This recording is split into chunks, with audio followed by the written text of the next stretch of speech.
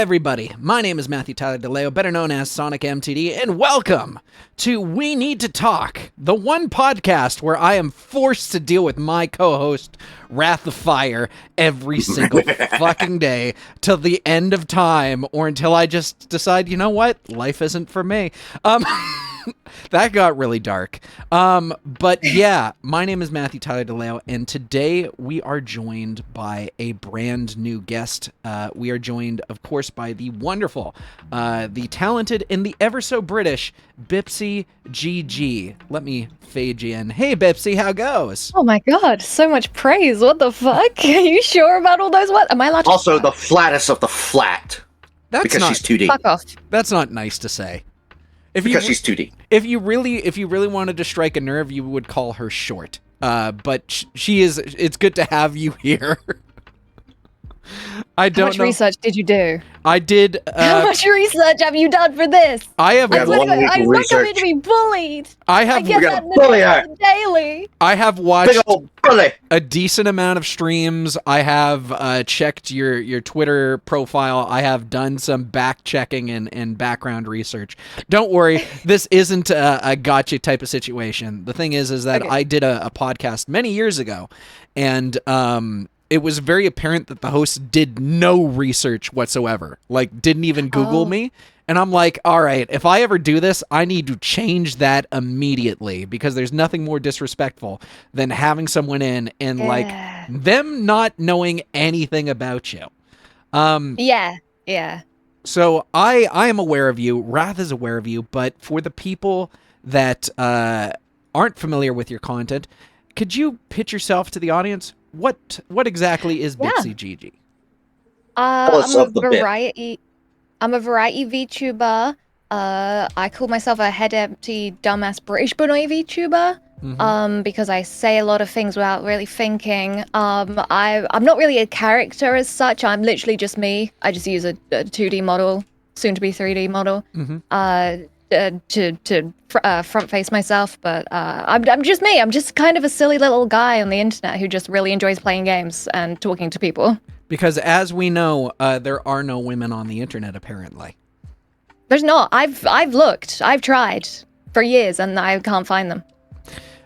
You say all of that, but very recently you did a live stream where there was no VTuber avatar. You were live using your phone's data in your room, and I could see that you were a little anxiety filled, just because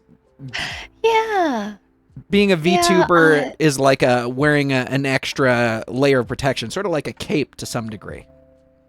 Yeah, it's a bit like suddenly I'm walking around naked when I have my phone out. And don't get me wrong, I enjoy it sometimes. But when I'm like forced to do it because I have no internet, I'm definitely a little more anxious. And I guess when you're so used to doing something one way and then suddenly having to do it the complete opposite way, you're a bit out of your comfort zone. And I was definitely a little bit more anxious, a little bit more out of my depth when I'm on my phone. I'm going to casually say it's the polar opposite with me, because I went to school for journalism, so I got trained for years on how to be on camera, on how to present. And now that I'm doing VTubing, I'm like, oh God, this feels slightly uncomfortable.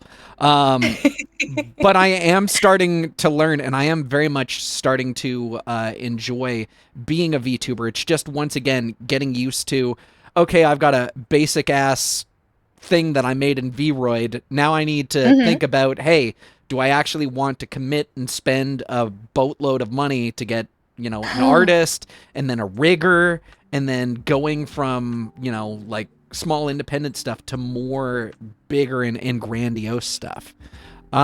It's a money hole. Well, so speaking of money hole, so you can correct me at any time, but you've been, according to Social Blade, you've been active since at least 2012 on YouTube, as well as, I want to say, give me a second, BipsyGG. So 2021 no, that's TikTok. Give me a second. My God, I'm getting Oh gosh, I don't even upload to my TikTok. I don't. Yeah, I haven't been a content creator for that long. I think it was 3 years in January. Yeah, so according to Social Blade, you created your Twitch channel on March 1st, 2019. And you did you created a YouTube channel on 2012, but you probably didn't create content until much later. No. Okay. Much later. Yeah. I didn't create any content until I started streaming. Did you know what you wanted to do in terms of like content format, things like that? Like what made you want to go from lurker to I want to actually legitimately start doing variety streaming? So I had ummed and ahed for years over whether I should stream, and I'm kind of quite introverted and a little bit antisocial, and I always thought maybe I'm just not gonna be that interesting to watch. Like, I feel like I had this view of if you're not in the top 5% for a game of like world's best or world's fastest, then you have to kind of pull on the charisma front or the likability front. And I always just thought, well, I'm not likable or charismatic enough or interesting enough for someone to want to come and watch. So I held it off for years and years and years. And then eventually I got into a relationship with a streamer who was a VTuber. And she would come over and just let me play with her model, essentially. I just had so much fun like playing with it. And she was just like, why don't you stream? And I was like, I just don't think I'm going to be good at it. And then she was like, fuck it. Here's a model. Just go and do it. And I was like, do you know what? Why not? That's wonderful, by the way. I'm glad. Because the major thing, once again, is like when you start off, a lot of people don't realize is like, yeah, you're going to start off completely garbage. And it's only through constant repetition that you gain the confidence, the skills, and the technical know-how. And so when they realize that, oh, I don't have, like, I'm not doing well with this, a lot of people drop out completely. And I'm glad that you were able to sort of run through that. Have you always used this model, or were there other interpretations before eventually settling on what we now know as BipsyGG? Yeah, so there was a model that came before this one, sorry. And it was someone else's model first, and my ex-partner spotted it on Twitter that it was for sale. It's like a bundle with like a bunch of art and like a cheap version. And she was like, "Look at this," and I was like, "Holy shit! This I love this. This looks so cute." And it was like a cosmic jackalope with like the same sort of hairstyle, the same sort of face shape. So I used that for maybe a year, my first year of streaming, and then I was like, I love this model, but I really want something that encapsulates me, that I've designed, that is more me and not me taking on someone else's model that they don't really associate with anymore. Plus, I think it was like amazing just to have a model, just to get into it with. I wanted something that was more me, and then I came up with this model, which was about a year into streaming. Wow. That's actually really the fact that it came in a year into streaming and you're like, all right, cool. This is what I want to do. Like, I've been streaming for a while. I've been using this VTuber avatar from Vroid, and I'm like, screw it. I guess I will just have a suit and tie type of situation, because I don't see animal characteristics in regards to me. I'm just like, yeah, I'm just a normal dude who's just trying to make his way through the online space. But good on you. Yeah. Good on you for that. What programs do you primarily use in order to make BipsyGG come alive? So I use VTube Studio for my model. I use VBridger to capture my face with iFacial mocap on my phone, which sends the data through to VBridger. And my whole background space that I'm kind of against right now is Shoost. Okay. If you don't mind me asking, was it easy to pick up that technological information? Because I'm just doing basic stuff, and I'm like, oh god, I have to learn Unity. I don't know what I'm doing. I didn't have to do anything as complex as Unity. It really was just plug in and go. It's like, you find little things in the software that like help, like, I don't know, you can attach an asset to your model or something pretty easily, or like put it in really easily. Definitely not as steep of a learning curve as Unity, I'd say OBS has been my biggest op with streaming. Do you have a preference in games that you like to play? I know for a fact that you dislike horror games to the point.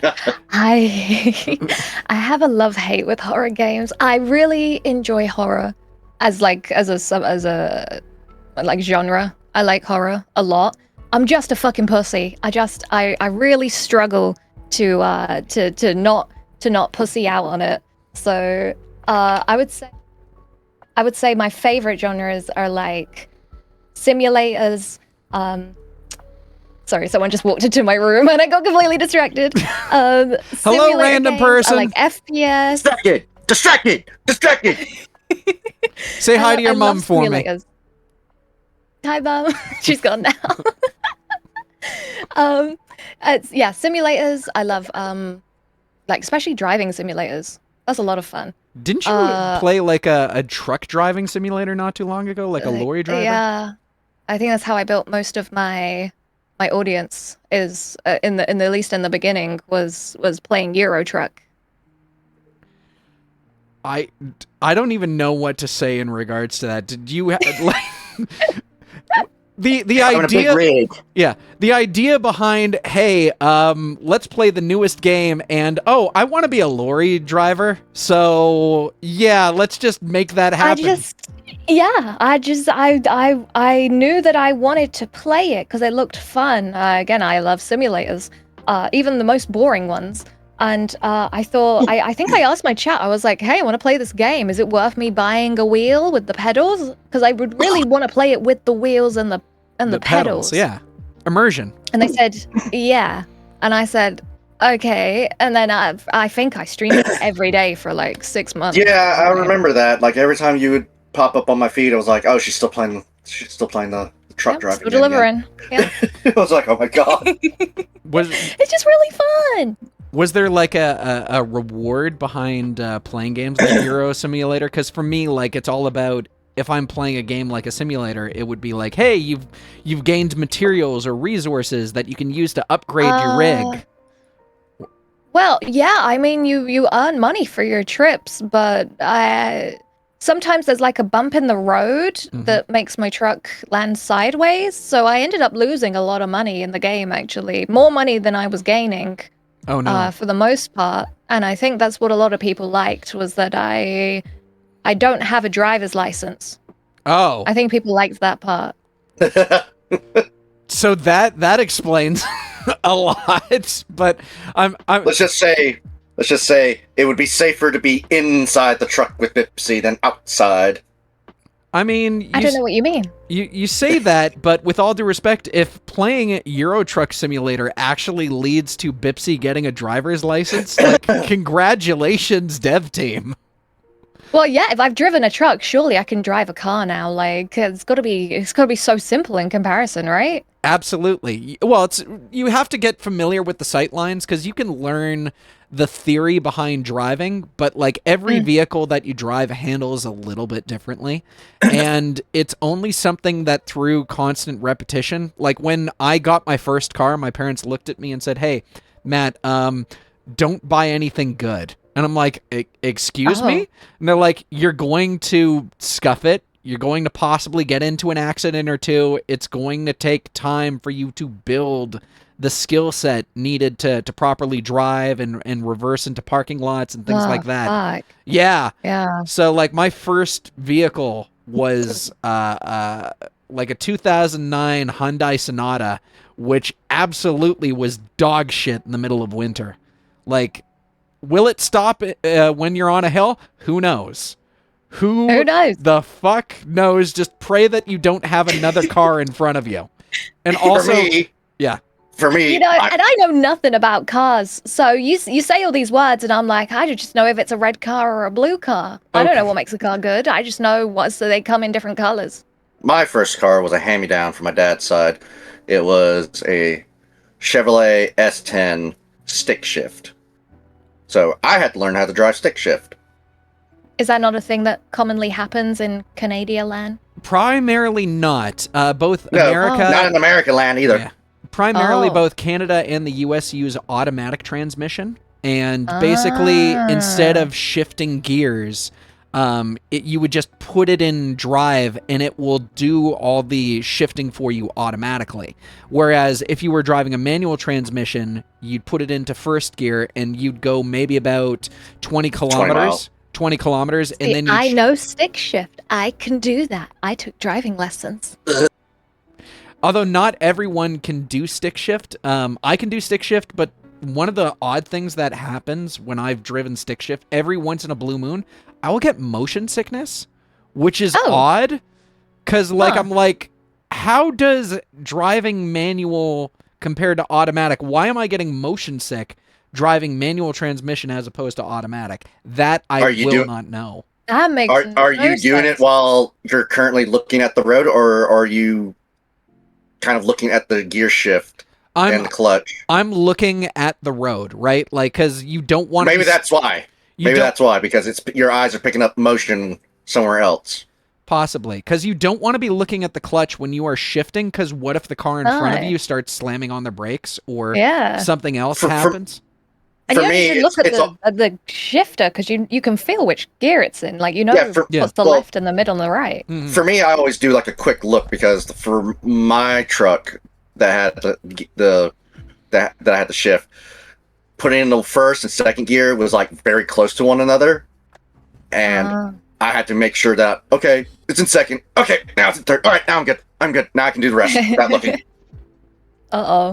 So, if you don't mind me asking, you've mentioned that you are introverted, but I know that you do occasionally go to conventions. You've got about 15,000 followers on Twitch. Has anyone at a convention recognized you as BipsyGG? Like, how do you deal with that? Yeah, I recognize that British voice anyway. People, I think they just know what I look like, because I've never tried to dissect my real self away from my VTuber self too much, because people kind of knew what I looked like before I started VTubing. Because I do side job stuff, and the partner that I was with, when she would come over, we'd often do cam streams, so people kind of knew what I looked like already. So I've never been too anal about keeping my real self away from my virtual self. So people kind of know how to spot me. Apparently I'm very easy to find. There was one time in TwitchCon 2 years ago. Do you know Shy Lily? No, not yet. I do. Okay, she came running across the street saying that I spotted you by your hair in a restaurant. She was trying to work out if it was us, and then she realized it was like the group that I was with by my hair. I mean, with all due respect, you have a very recognizable hairstyle. First things first, I watched the stream that you did when your internet was out and you were using your cell phone data. But without even hearing you speak, I took one good look at your hair and I'm like, this girl is British. What does British hair look like? So hear me out. In the 90s, there was a band called the Spice Girls. And Baby Spice. 100%. Yeah, Baby Spice. I was trying to figure out which Spice Girl it was. I was like, okay, yeah, it was Baby Spice. Yeah. It's all to mask how big my head is, honestly. I mean, I don't mind it. It's just, as someone who currently lives in Canada, you don't see that hairstyle kicking around. I've been to the United States. I've been to Canada. It's primarily a British export, and it's very hard. It's very hard to find people with that specific look, unless unless you're going to a rave. Because if you're going to a rave, all bets are off. Yeah, exactly. Yeah. You can see people with way cooler hair than mine. Yeah, but the thing is that, like, I know you're introverted. I know that you worry about, being showing yourself on stream. So, like, the fact that you're able to sit there and go, oh, people from conventions will find me, and I've gotten used to it. I know that was not an easy hurdle to get over for someone who's introverted. Do you know what kind of gets me through it is knowing. And it's people who say this a lot to me when they come up and meet me, and they go, I'm sorry, I wanted to come over earlier, but I was so nervous. I was so scared. I was so shy. And I'm like, I'm in the exact same boat as you do. Like, I'm nervous and shy as well. And it kind of like gives me more of an extroverted energy to like create conversation and be really like talkative and welcoming and, you know, talk to them a lot because I know how shy they are because I'm experiencing the exact same thing, except they're just on the other side. So I feel like I gotta beef up a bit, you know, like I gotta take the reins and be more extroverted in those moments where someone who is really shy may not be able to be. So, truth be told, so I'm a very extroverted person, but like I need to have something to ground me in order to deal with the chaos of the live setting. So like if I'm there with my band, we're doing a rock show, right? Like I will immediately switch into, okay, I'm going to be entertaining Matt. I'm like, hey, how you doing? Let me be quick with a joke. I'll be, you know, the person that I need to be when I'm on the microphone and off the stage. But then like as I am by myself, I'm just sort of sitting there going like, you know what? I think I need to be left alone for a while. Even extroverted people can have times where they're like, you know what, I need to recharge. I need to just sit at home and do my laundry and just not let the world bother me. So it's cool that you found your extroverted energy despite everything else that's going on. Found it. It was behind the couch. So the question that I'm going to ask you a bunch of very quick fire stuff, just stuff that I've been interested in. So you have I'm looking in. minor experience in acting. So when are you going to play the next washing machine?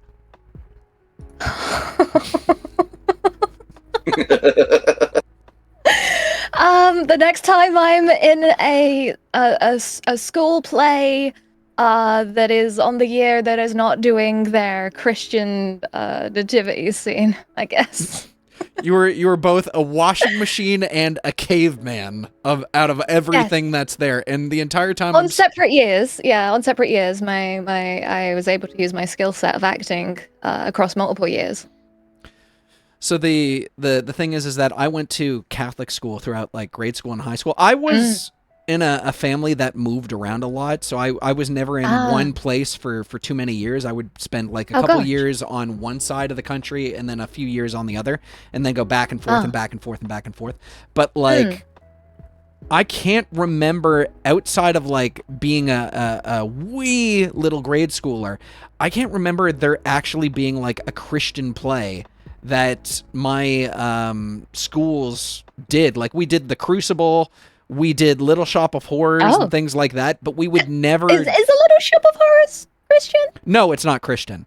I was just casually saying like the plays that I surrounded myself with when I was in school, almost next to none of them had any sort of Christian sort of thing. And I went even at Christmas? Even at Christmas, yeah, specifically. It's Christmas. Like at around Christmas we had like sort of like talent show type of stuff, and they would never like tell the school, hey, we're gonna bring you out of classes to do like the Christmas sort of play or anything like that. That is outside of school hours that you would do, and I would basically rush all the way home because I wanted to play on my PlayStation 2 and I didn't want to be bothered by anyone else. Yeah. So there was one year I was a bear, a dancing bear. Oh, you mean in the grade school play? Okay, for a second, I'm imagining you recently in a bear costume. No, not recently. No. I was like 7, and I guess I was like a kid, so they were like, make her be the bear. I mean, yeah, that works. I think I remember when I was like a wee young boy, I think I was like grade 2 younger, they put me in the Christmas play, and I was like one of Santa's elves or something like that. I think I had I had like maybe 1 or 2 lines where I'm like, I'll get the hammer and you get the nails, and you at least got a line. I can tell you I had no lines as either the washing machine, the dancing bear, nor the cave woman. Well, I will casually say, when I think of BipsyGG, I think of cave woman and washing machine. Bunga bunga. Good. I'm glad I could be recognized for my talents. So I'm going to ask you some more questions, obviously. First of all, what the fuck is a lavender farm? It's a farm that grows lavender. So, like, it's just, it grows the plant, and that's it. Like, it's not... Yeah. Okay, cool. Because I was sitting there for a second, and I'm like, wait, lavender farms? Don't you mean, like, gardens dude, and lavender nursery? Everything. Well, I know it's used in, like, fragrances and possible, like, scented stuff and maybe medicines. I'm not 100% sure on that. But, like, you mentioned very recently that you went to a lavender farm and you drank pure apple juice, roughly about a liter of it, and it killed you? Yeah, I was in gastric distress. Turns out you're not really supposed to drink a whole liter of pure pressed apple juice. It's kind of a lot for your tummy. I realized this after drinking a liter of the stuff. It was very expensive from the lavender farm, but it was delicious, and I drank a whole liter of it, and I paid the price. Yeah, I definitely can admit that. I'm surprised that you decided to drink all of that in one sitting. Did you, like, are you used to, like, having sweets with everything, or is water just off at the table for you? I can't think of the only time I drink water is when it's in gamer subs. Really? Yeah, it's bad. That is bad. Do I have to take a trip to the UK to make sure that you were eating and drinking properly? For fuck's sakes. It's fine. I drink my calories, you know. I have my gamer subs, I have my Red Bull, and maybe the little caramel latte, and that's it. If you don't mind me asking, do you have any hobbies outside of streaming or anything that you basically just enjoy doing to pass the time? Yeah, well, I love gaming by myself, which it sounds really sad, and I know I game on stream, but I do love gaming, especially by myself. I also love swimming. I'm a big water baby. I love going to arcades. I love watching movies and like documentaries and series and horror films. I'm still a pussy with those though as well. I was going to say you said that you were pussy when it comes to horror games. So saying, Absolutely. "Oh, I watch horror movies," that immediately makes me do a double take. Yeah, no, I love it. My body just hates it. Fair enough. Do you have any favorite horror movies that you enjoy watching? Oh, I love Hereditary. I think that's probably one of my favorite horror movies. I love horror movies that are not just all jump scares. I want to actually be kind of psychologically scarred in a way. I just want to feel something, essentially. Mostly dread. So any sort of psychological horror or body horror or sci-fi horror even, I really enjoy. Like, I think my dad made me watch Alien when I was about 5. Jesus. And yeah, and I just really loved horror ever since then. So I genuinely don't like watching horror movies primarily because, and this is a weird thing, I guess it boils down to my video game tendencies, but sometimes when I will watch like a character get killed off screen or something like that, I'll sit there and go, my empathy will kick in and go, no, we caused her to die. And I'm like, wait a minute, I'm not playing a game right now. This isn't like Until Dawn or something like that, but for whatever reason, I'm just like, I want these people to make it out alive. Please don't make them be killed off. Because I'm like, yeah, burn them all. I think my favorite style of horror is not really much of a horror thing. It's more of a suspense type of thing. Because I don't like body horror. I don't like crazy gore. But what I do enjoy are like there's a killer that is slowly but surely systematically killing people off one at a time, and you don't know who it is, and you're trying to get to the bottom. I love that kind of suspense. Or some people consider it a horror movie, but I'm not too sure about it. They've said that Gone Girl is considered some kind of horror, and I'm like, I don't think so. I think it's No, more it's of a thriller. Yeah, that's more of a thriller Yeah. style where you're sitting there going I'd say like, it's a thriller. I think it's pushing that line into horror, like just very, like at the very tip before you step over into horror, because she is doing everything that she can possibly do to screw over the guy that she was in a relationship with. yeah. Like, Yeah. and it's not the first time she's done it. She's done it multiple times. Yeah.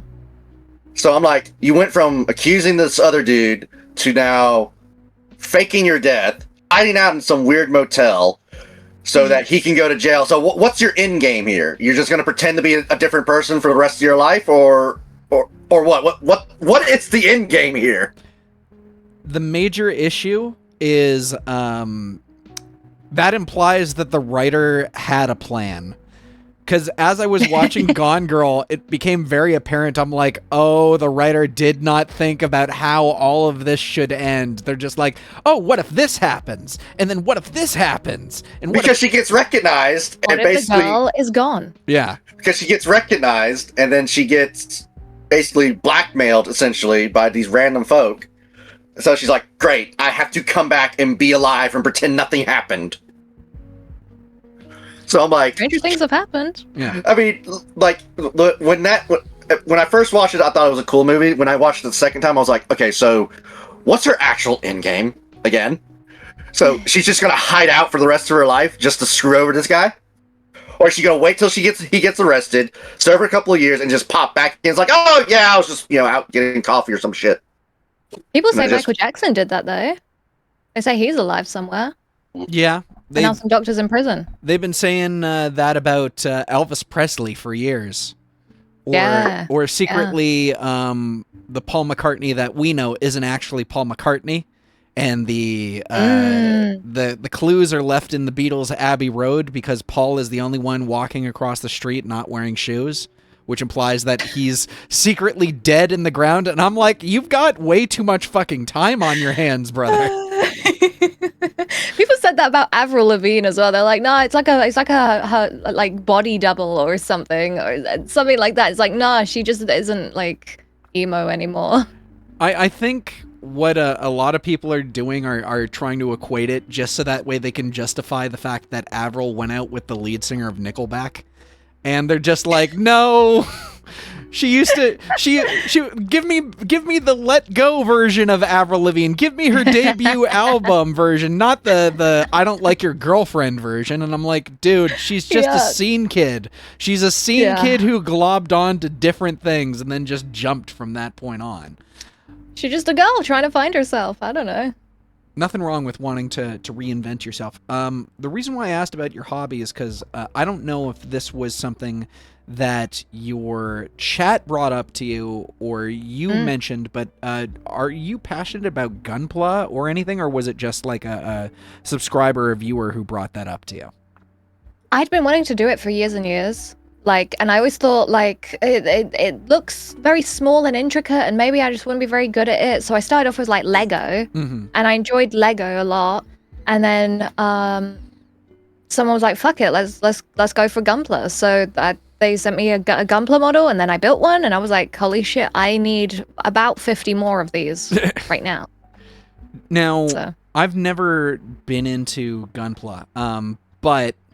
I did enjoy Lego growing up. My dad got me sort of knockoff Lego, which is called Connect, where you build structure. Yeah, you remember Connect. And then a couple months ago, I think it was like Pokemon Day that was being celebrated, and I went to the local comic shop where I live. And they're like, oh yeah, 30% off of all Pokemon models. And I'm like, okay, well, let me go and grab something. And I grabbed... a small little Gardevoir model, and I started building it while Wrath was talking to me. It was while he was like, oh yeah, I've got this guest and this guest and this guest, and I'm like, okay, shut up, I'm trying to build this, and I've got this thing going on. But I realize how focused you have to be to make these model kits. And I realized that over the past couple years, I have been so ADHD that it became a struggle being able to build that Gardevoir thing. And it wasn't even that crazy or serious. It was like much smaller scale compared to what you're doing with Gunpla. And I'm like, oh God, I need to focus and I need to like start taking meds if I want to start building this shit. It's not too hard, but maybe that's because I wasn't on a super hard one. Probably. Did you have to paint anything or apply decals or stickers to it, or? Yeah, like a couple stickers. Not too many. Okay. It was pretty simple, yeah. Because that's the major thing. Because I know my roommate Scott. He's into Warhammer 40K. And every single time I see him, he's like, "Oh yeah, I'm gluing these figures together, and then I'm going to do a custom paint job using all these stuff from Hobby Lobby, and I'm going to paint it to look like a certain type of gunmetal, and I'm going to sand down these parts so I can attach other parts to it." And I'm like, "Oh God, this is an entire thing, isn't it?" And he's like, "You have no idea, Matt. You have no idea." God. Yeah, no, I've got all the creativity of like a 3-year-old with a crayon. There's no way I could be like painting models and shit, expecting it to look good and like sanding it. I don't know what to do. Yeah. You and me both. So once again, congratulations on finally getting your internet back for 5 days. How did you manage without it? Like outside of the live streaming question, like. I started getting itchings to play League of Legends again. Weird things happen when you have no internet. You start craving weird things like going outside and playing League of Legends. So I did go outside. That's when I went to the lavender farm. I went to Costco and IKEA, and I went to this like garden center, and I spent way too much money on fillet steak. It was great. It was actually really great going outside so much. That was nice. I guess I don't need to do that again for a year. I mean, to some degree, we're all horrendously plugged in. Yes. My existence primarily is, it's very weird because when I'm not online, when I'm not at home, all I'm doing is like driving at my job because I'm a driver for Amazon. But like in between me doing my route, every couple minutes, my band members will send me messages going, "Hey, you should apply for this," or "You need to." So I'm kind of like the gateway between. So even when I'm not online, I still have to consistently be online to help set them up and to help be a mover and shaker while I'm doing these long drives out into the countryside. Absolutely. So if you don't mind me asking, I need to go into my question stuff. So you've been to a fair share of conventions throughout your existence. Some located in the UK, some located in the States? Yeah, and around Europe and all over really. What are some of your favorite conventions that you've gone to? Oh, I would say I really enjoyed my first TwitchCon I went to, which was in Paris like 3 years ago. And I think it's because I made so many friends there. Like that's where I met Diariku for the first time, Uniho, Shy Lily, and we just hung out essentially. We just had a great time. We just had a great weekend. And we also went to Disneyland. That was really fun. Disneyland. So that was a really fun. Yeah, my first time ever Disneyland. It was great. Wee! And so I love that one. I liked going to TwitchCon US 2 years ago.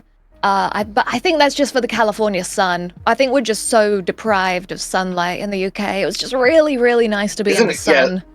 Every time anytime I think of Britain, I'm like, it's constantly overcast.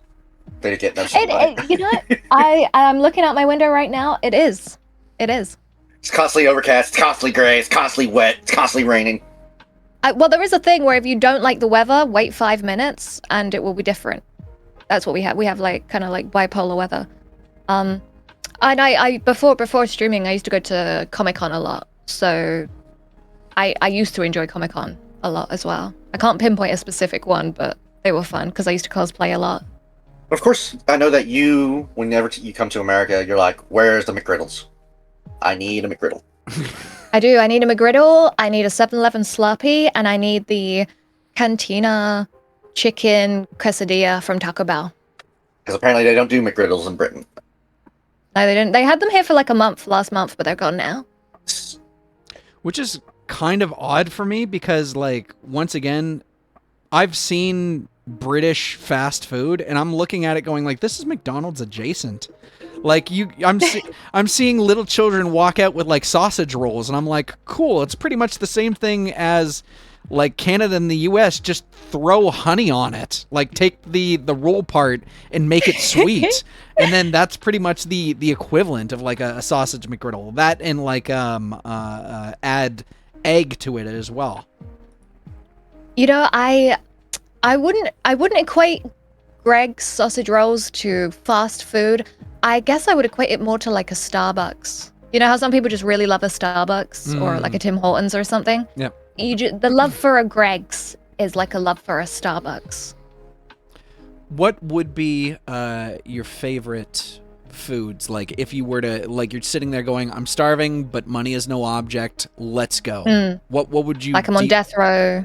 I can choose whatever I want. As horrific as that imagery sounds. Sorry, yeah, I really need to be in a state of dread to truly know what I would want. I would love... Oh, fuck, okay. And okay. Money no object, and I can just eat it all. You can eat it all. A baked camembert with mushrooms and like some really nice warm pita bread to dip into it. For a starter, maybe some fish fingers. I do love a fish finger. Grilled lobster with the garlic butter. I'd fuck that up. I got you on the lobster. Yeah, I make a mean lobster. Oh, yeah. Or like a dressed crab with French fries that I can dip into the crab. Delicious. Gosh, a pavlova for dessert. Maybe some sort of lemon cheesecake as well. Yeah, and like a fresh lemonade on the side, and a Coke. Yeah. I'm starting to regret this because I'm getting hungry now. I'm like, gosh dang it. Me too. After this podcast, I'm definitely gonna have to go and eat. Yeah, fish fingers. For me, I've never been big on like crab or shrimp or anything like that, but what I will fuck up like 9 times out of 10 is like fish and chips. Give me like some good quality fish and chips. There's a place in Hamilton, Ontario that's like a couple hours drive from where I live, but like it's been an old fish and chips hut from when my parents were around, like when they were my age, to then it grew into like a family restaurant, and they still do the meanest fucking fish and chips. Just go to town, throw on some malt vinegar. Yeah, I gotta ask, you're in Canada, right? Yeah. Does Canadialand also do like the mushy peas, the gravy, the curry sauce with the fish and chips? So not all of them do. You have to, I know, you have to specifically either request it, but the one that I'm talking about doesn't do the mushy peas or the gravy, but you can go to places that will.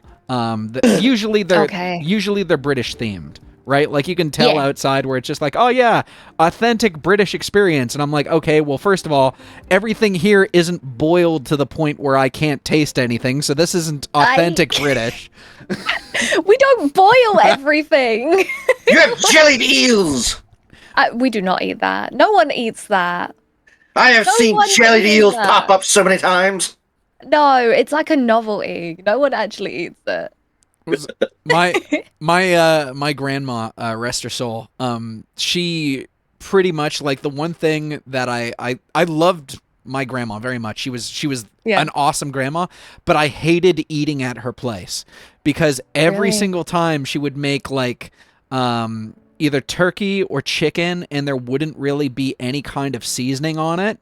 And I'm just like, all of this is devoid of flavor, and I can't take this anymore, and I will kill a man for some McDonald's right now. You know what I think it is? I think a British food, especially if it's something like a turkey dinner or like a chicken dinner, we have a lot of things that have flavor in, but they're all separate, and you're supposed to combine them all. You know, like the gravy. You put the chicken stock in the gravy, and all the water from the vegetables and stuff you put into the gravy to make it tasty. And the stuffing balls provides a ton of flavor. It's like oniony and appley and a bit carby, and you're supposed to combine all the flavors on the fork. Yeah, it's like the same way as people go, oh, you eat blood pudding. Yeah, it's fucking delicious. You're not supposed to just bite a chunk out of it like raw.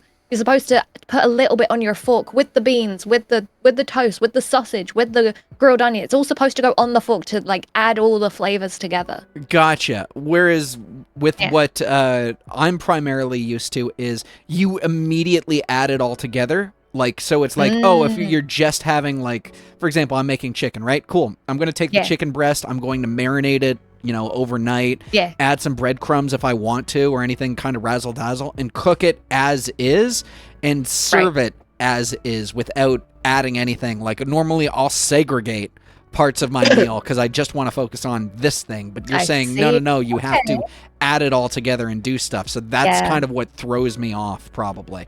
Yeah, it's all kind of made to be one big orgy in your mouth of different flavors and textures and spices and stuff like that. People think we eat really bland. We don't. We fucking love curry. We love curry. Yep. Tikka masala. Tikka masala. Vindaloo. We love that shit. Give me a second. I am trying to. So, if you don't mind me asking, because I did watch your previous stream, and I really have to ask, you have a massive tattoo mural on your right arm. I do, yeah. Yeah, you do. And it is the top version is of your cat. Yeah. And I really want to ask, because I always am curious about pet lovers. Tell me about your cat. Like, are they still alive? When did you originally get them? Stuff like that.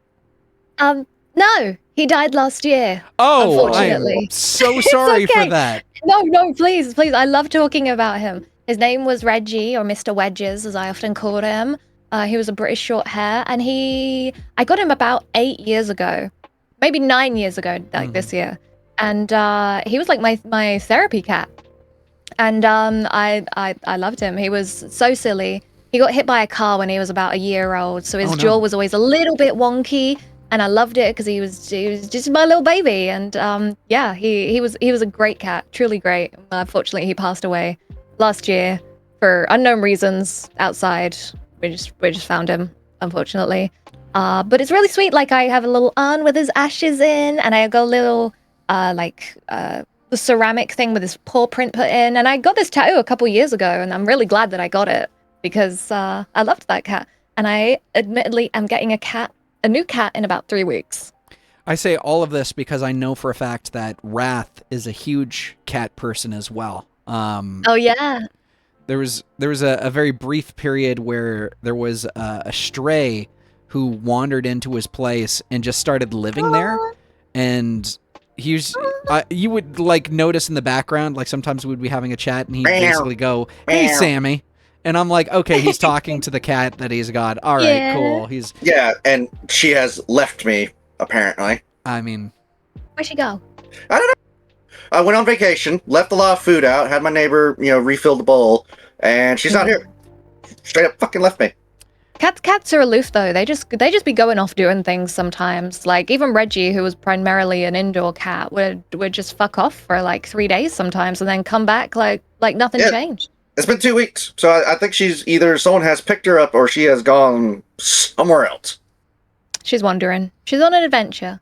Yay! Well, she's gonna be surprised when there's another kitten inside the house because I'm going to adopt one because I'm tired of living by myself. Yay! You're kidding. Because I had a cat before Sammy showed up named Spaz, and she had bone cancer last year, and so I had to put her to sleep. But she was 15 years old. Okay, yeah, she's a lady cat. Yeah. She didn't act like it though. No. Always talking. Always talking. Like I'm like, Spaz, what are you doing? Meow. Amazing. Meow. I love chatty cats. I love that. Like I get up to go, get something from the refrigerator. She's like, meow, meow. Aw. You already have food. Look, there's food. Meow. My Wedges was never interested in human food. Like, he used to eat a little bit of ham, and then he would like turn his nose up at it. The only thing he'd really like is if you had a bowl of crisps, he'd like take out a crisp and kind of crunch on it a little bit and then put it back. Did it have to be like a specific brand of crisps, or like anything of crisps would do? Like if you so we can get crisps here. They're like, you know, they come in like a bunch of different shapes. Like one of them's like a tube, one of them's like a clover shape, one of them's like a Cheez-It sort of shape. And he would just kind of go through each shape until he found one that he liked, and then take it out and then just crunch it a little bit and then leave it. Send you pictures of what I got for Spaz on your Discord. I mean, oh, cute. Yeah, I have something like that ceramic one. Yeah, very cute. The reason why I bring all of this up, so like I enjoy pets, but at the same time, like I am a content creator, and so I'm sitting there going like, I can't have a furry baby because if I do, it will just eat up all the time I need to be working on stuff. But there are times where friends of mine are like, oh yeah, we're going on a week vacation or whatever. Could you watch the pets for me? And so I realized cats are like two very different things. Sometimes they either want to be left completely alone, and then there are ones where they're just like, oh, we're secretly a dog, and we want to be pet and love and taken care for. And I remember, like, I spent most of my time making sure that the two cats wouldn't fight, and I'm like, I know I have to go to work. Please don't fuck each other up while I'm gone. I don't want to explain that. And you walk out and you immediately hear like a loud thumping from the other side of the door. It's like, you motherfucker! It's like, I'm sure they're okay. And then one of the cats, once again, will just want to be completely left alone. And then usually by the final night of the week, before I'm ready to get up and go, the one cat that's been avoiding me will just walk up to me and then just headbutt me in the chest. And I'm like, okay, I guess we've officially bonded. That is what cats do. It's like they've recognized me as a member of the family. I will accept this. So begrudgingly. Cats take a little bit of time to like adjust to people, I guess. They're not like instantly trusting of people. So not in the same way that like a dog is. I think it's rare to find a cat that is instantly like, I love you. But after about a week, like they get used to you. Like if you get them as a kitten, it's basically like, I love you, I love you, I love you. But if you get them like when they're like in their teenage or adult years, they're like, I'm just gonna tolerate you for the next couple of months. We'll see. I mean, that's basically what happens. If you don't mind me asking, so like, not only do you have one of your cat, but you also have one of Snowball from Overwatch 1. I believe. Oh, I do. Yeah, that's a mistake. Yeah. Well, okay, so hear me out. I actually have a Overwatch t-shirt of Anna. And in my room as well, I have another it's kind of like a 3D drawing, like well, not 3D is incorrect. The drawing's 2D, but they use like metallic print in the back of it, and I'm like, oh, this looks nice, but it's also of Anna. I used to play Overwatch 1. I would main both Anna and Mei. Like I would be Anna if I was support, I would be Mei if I wanted to kill people. And I realized that I was a huge weeb at the time because my favorites were anime. I see. Anime. I like it. But if you don't mind me asking, when did you fall out of love with the Overwatch franchise? Probably when Overwatch 2 came out. Yeah, that sounds about right.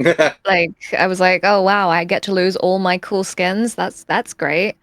Because I used to play it on, like, Xbox. And I don't think they had account merging when Overwatch 2 came out or something. It was something like that. Yeah. And I just can't believe that I bought into a game that we were told we were going to have PvE, and then there was no PvE. It was the exact same game. They just managed to sell it to you twice. Well, so the major thing I believe, because I remember Overwatch 2 was free to play, but they were shoving microtransactions at the wazoo. Yes. Which was the problem. Yeah. And yeah, there's only so much. Like for me, I'm a bit of a creature of habit, but when I play video games, it's more of the same reason you would go and buy a ticket to a movie theater, right? Like I want a story, I want deeply engaged characters. Gameplay, I can deal with shite gameplay, but like I want a story that I can very much enjoy. And so like I was getting bored with Overwatch and I'm like, you know what? I think I'm fine. And then a couple months later they were talking about Overwatch 2 and I'm like, oh no. This is going to be a problem. And I watched in real time as everything just basically went completely tits up. So it was kind of a sort of fucky-wucky situation. Horrifying.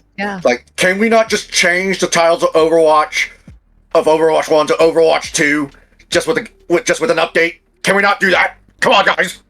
It was great that they pushed us all into a new game that was the exact same as the first game. It's the exact same game with the same characters, the same abilities. Yep. What's different? It's more of the same thing. They're like, what is different? Yes, it probably runs a little bit smoother, but what's different? Tell me. Tell me, EA. Not a lot. So you have those two tattoos on your right arm. You also have a back mural, or I didn't really get a good look at it. What exactly do you have on? I'll just send it to you. It's currently a work in progress. Because it's kind of hard to explain. Here, let me. Here's a question. I'll send it to you in a DM. Because I know sometimes people just get random tattoos for no reason whatsoever. Like I knew a girl who on the back of her right, not her thigh, it was like the back of her right calf, she had a chicken McNugget from McDonald's, and the mural said Nug Life. And I took one good look at that and I'm like, this girl is too gloriously white trash for me to be bothering with her right now. But I'm like, I might as well go up and say hi. Hi, pleasure to meet you. Oh, I love when people get pointless tattoos. I'll be honest. All of my tattoos are like really well done so far. Like they've all been from like really good artists. And most of them have had meaning. Most of them. But like the one that I just started on my back, it has no meaning. I just think it's really, really gorgeous body decoration. Like I've got one body, I might as well decorate it. You know, like customize your character. I've always been on the fence about getting a tattoo for me. In the beginning, I was like, you know what? I'm gonna get a tattoo of every like game that I've ever played or game that is going to be a lot of tattoos, my friend. That have influenced me over the years, and one is going to be like the legendary symbol from Halo. Another one would be something Dead Space related. Another one would be Left 4 Dead and Half-Life related. And I'm like, but do I really want to? Just know that if you get a tattoo from a game, you may one day end up hating said game, and that's now stuck on you forever. That's why I was like, maybe not. So I don't have any tattoos to the point where, because I for a brief period of time I wanted to actually teach in Japan before a lot of people talked me the fuck out of it, because apparently it's a horror show doing that. But I have next to no experience in regards to tattoos. Is it possible that you could just tattoo over the tattoo? Yeah, you can tattoo over a tattoo. A lot of people get cover-up tattoos. Depending on how dark or bold it is, you might need to like do a laser removal session first just to dull it down a bit. But people even layer tattoos now, which looks really great. How do you deal? In my opinion, how do you deal with the pain of getting a massive tattoo done on you? Because I know like you have to be careful when you're washing it, and you have to put like sort of gauze over top to make sure that it heals right and all of that. Like, how did you deal with that through getting your tattoos? Most annoying part for me is not being able to get in the bath for 6 weeks because I love a bath. I'm a bubble bath girl, and not being able to soak it for 6 weeks for me is terrible. The pain is obviously bad. It's not good. It depends on what area. I'll say my back has been one of the more spicy areas. No. Sorry, my shmeshmekshma was about to pop off there. Sorry, I can't say her name or she'll start listening and talking. She'll be like, hey. Yeah. The pain, you just make sure you eat a good breakfast and you take a lot of snacks and drinks with you and you just sit still and try to think about it not happening. Mm-hmm. You think about anything other than it happening and distract yourself with, like, I don't know, a game, movies, things like that. And distraction, you just sit for as long as you can. And then after, when you get home, it doesn't hurt. It's like a sunburn feeling.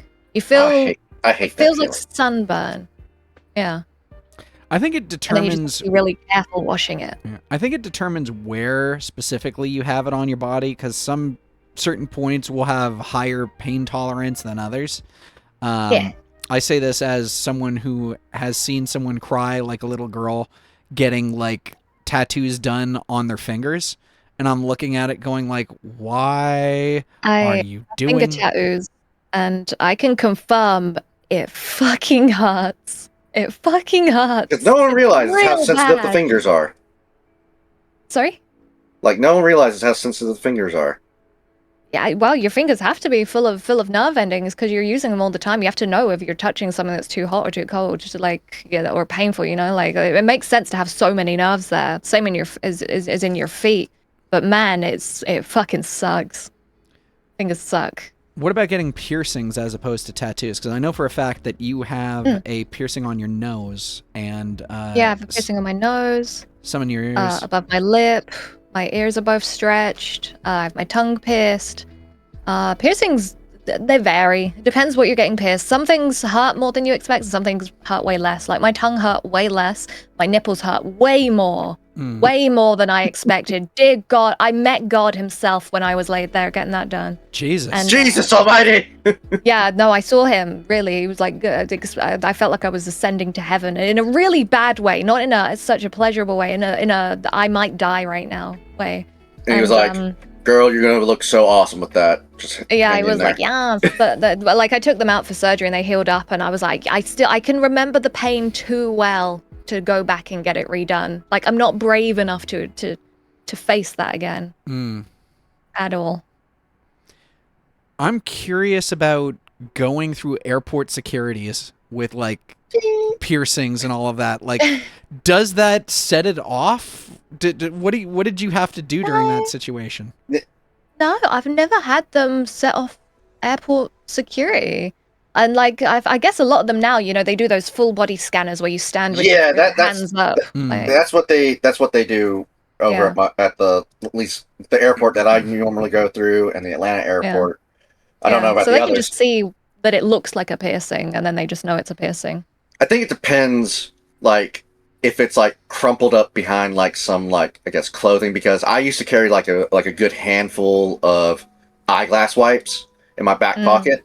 Sometimes it will pick them up and they'll be like, what's in your back pocket? It's like, oh, it's this. And sometimes it won't. So it just depends on how your clothing is set up. Yeah. And sometimes they just do random checks. Like, it doesn't even necessarily have to be something. But no, I've never had a piercing set anything off. Pretty sure you got to take them off when you have to go do an MRI or something like that. Yeah, because it's metal. Yeah. Zick. Yeah. Just out of curiosity, do both of you guys travel a lot? Because like, it seems almost like both of you have experience being on planes very recently. Raph? I travel a fair amount for like conventions or just I went to America like 3 times last year or something. Just traveling around. America, yeah. America, yeah. And yeah, around Europe, you know, because I'm so close to Europe, it's so easy to go to Europe. Like, you can get a flight to, I don't know, Germany for £50. Well, For me, it's mainly, going to see mom, going to see grandma, going on vacation. And since that I technically don't have a full-time job, I mainly DoorDash full-time until I start doing this other job for my mom's fiance. I can take as long as a vacation as I want to. And since I can work as a DoorDasher, I can also work where I am visiting at the same time. Yeah. So I say all of this because I am poor as dirt and have been poor as dirt for a vast majority of my life. But when I was growing up, my parents divorced when I was 2, and I would spend like my life flying back and forth between different parts of Canada. And for the very first time this year in October, I'm going to be heading into the UK, which I've never gone and explored outside of like my sect, North America, Canada, a little bit of Mexico. Yeah. And I'm really looking forward to it, but I'm worried about like how long the flight is going to be. I'm worried about like, oh, am I going to get pickpocketed? What do I need to do? What do I need to think of? What do I need to worry about? Shit like that.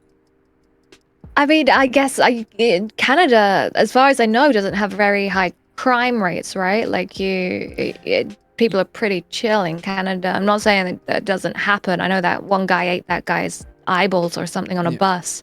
But otherwise, you guys don't have a lot of crime, as far as I know. Yeah. So a lot of our crimes are primarily non-violent. So you'll get people that are like shoplifting, or you'll get something where it's just like, oh yeah, you cause damage to property or something like that. There are petty crime. Yeah, there are like violent things, but primarily a vast majority of the violent issues are mental breaks, where you'll have, I think his name was Sammy Yatim, but he was on a streetcar in Toronto, and he just he pulled out a knife, not like a box cutter, and he didn't stab anybody, but like he basically held the streetcar hostage, and then everyone managed to escape, and the police, rather than like dealing with him, they're like, no, execute him. And they basically shot him to death. And I'm like, dude, there was no one else. That doesn't sound very Canadian. It's not very Canadian, but like sometimes the cops aren't. It sounded like they took a page from the American playbook when it comes to that. Yeah. Even I'm shocked.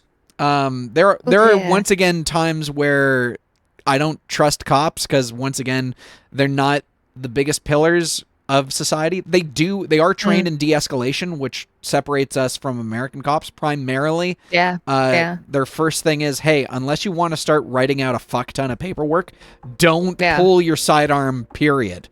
We're going to de-escalate the situation and go from that point on. But way back, I want to say like 80s, 70s, like being part of the LGBT community was against the law, and they would raid public bathhouses because that was a area that was known for LGBT stuff. And I'm sitting there looking at it going like, the fact that cops are being used like this as members of the state, and as well as they would basically not necessarily kidnap, but they would arrest Native Americans or First Nations people, and they would basically drive them out into the middle of nowhere and say, okay, we're letting you go. Good luck walking home. And they would basically freeze. Yeah, those are called Starlight Tours. Canada has a lot of problems. Jeez. But there's a lot of stuff that goes unreported in the news. Primarily now, there's not a lot of violence. There's not a lot of crazy stuff, but Canada does have an unhealthy checkered past with minorities and racial groups. I see. Yeah. And it's mean, we have some of the same, admittedly. I'm not quite like that. Yeah. But we have some people with intolerance, and seems like the race hate seems to change by the decade. They pick different groups that they don't like, and it's a bit weird to me. But you asked about coming to the UK. Yeah. You will be fine. Just be street smart. Like, if you're in a big city, don't hold your phone out away from you Like, keep it close On your by body, to you, yeah. type thing. Yeah, like, if you have a bag, keep it zipped up. Don't talk to strangers after 11 p.m. Yeah. Just be street smart. But, like, most people, most people are friendly. But we're British people are friendly overall, especially up north. Really friendly. My God, so friendly. Just will want to talk to you non-stop. Very different from me from down south, where we all just kind of get on with our shit. But most people are really friendly. And, like, you can make friends anywhere, even down south. So don't be too scared. Oh, I'm not too scared. So my understanding of British people in general primarily comes from like cynical comedy.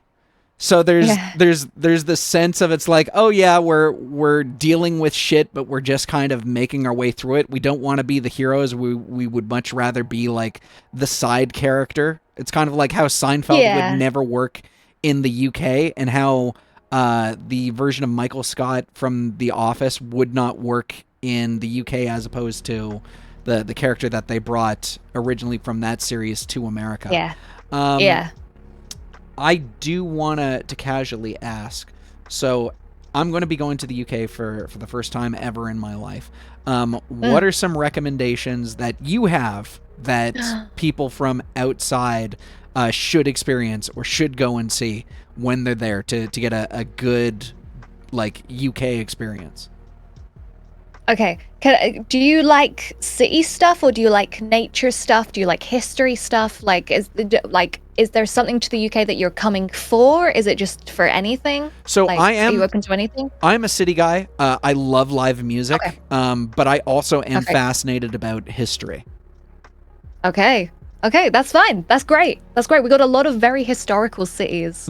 Like, most cities have historical shit in them, especially like London or something. I would say, if you end up in London, obviously I live in London, so most of my recommendations are in London. You have to go to the British Museum. It's full of nothing that is British. Yeah. It is everything we've ever stolen, ever, in a museum. We've got the Rosetta Stone in there. We've got mummies. We've got chunks of Egyptian temples. We got this really cool body, mummified body. It was found in the sand, and the sand preserved it so well that it still has hair. You can see that there. That's pretty cool. What else? If you like live music, I mean, we've got fuck tons of live music. Jesus, go to like a Spoons or an O'Neill's on a Saturday night, and there'll always be a band playing. Go to the West End and catch a stage show. We have some great theatre, if you like theatre. I'd recommend maybe Book of Mormon, if you like slightly offensive comedy. I loved Book of Mormon. I saw that a couple years ago. Yeah, it was great. Perfect. Yeah. We got a ton of stage shit.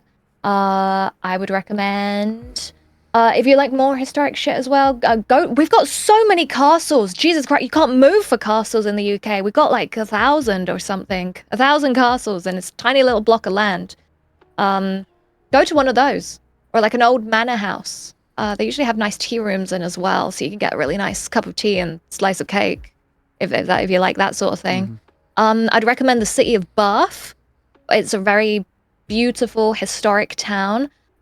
England and Scotland and Wales actually as well have really great public transport. We have a really great train system connecting everything all over the country. So you want to like go to a different city for a day, you can absolutely do that. Just hop on the tube. Very easy. Yeah, hop on the train. So tube's only in London. Oh, okay, sorry. You know, the major thing, I know I'm going to the town of Bath with my mom. And pretty much everything else is kind of like flying by the wayside. So we're going to be going to we're going to be primarily throughout the UK. We're going to go to Stonehenge. We are also going to head into Paris towards the end of our trip. And I'm okay, I don't know what exactly we're planning, but I'm going to be moving around like a mofo, just trying my best to keep up with my mom, who's there as well, because she's got British citizenship, but I don't get it because it, like, her mom, my grandma, was a British citizen, and they were able to pass down that citizenship to her, yeah. but not to me. And not I'm like, you. Yeah. I'm okay with that. I'm just enjoying and experiencing other people's cultures. But yeah, the one thing that I'll casually mention, because you brought up the British Museum, I will always remember Mock the Week, where they brought up Frankie Boyle, and he's just like, here at the British Museum, we have so many different cultures that are not British, and I know many of you are probably wondering why. And the simple answer is this: gun beats spear. And absolutely. Absolutely. And you know, if someone else won the industrial race first, they would have done the exact same thing, I think. yeah. It's just so happened that we happened to revolutionize first and used it in some not so great ways. I mean, the U.S. is doing that right now. Like, I'm Exactly. watching it in real time, and I'm like, wait a minute, isn't this whole imperialization thing supposed to be like from the before World War II time? What the fuck is this shit? You know, and we've lost a bunch of battles and wars as well. Like, we had the Vikings come over and fuck us for a long time. That's how the UK became the UK. We were never.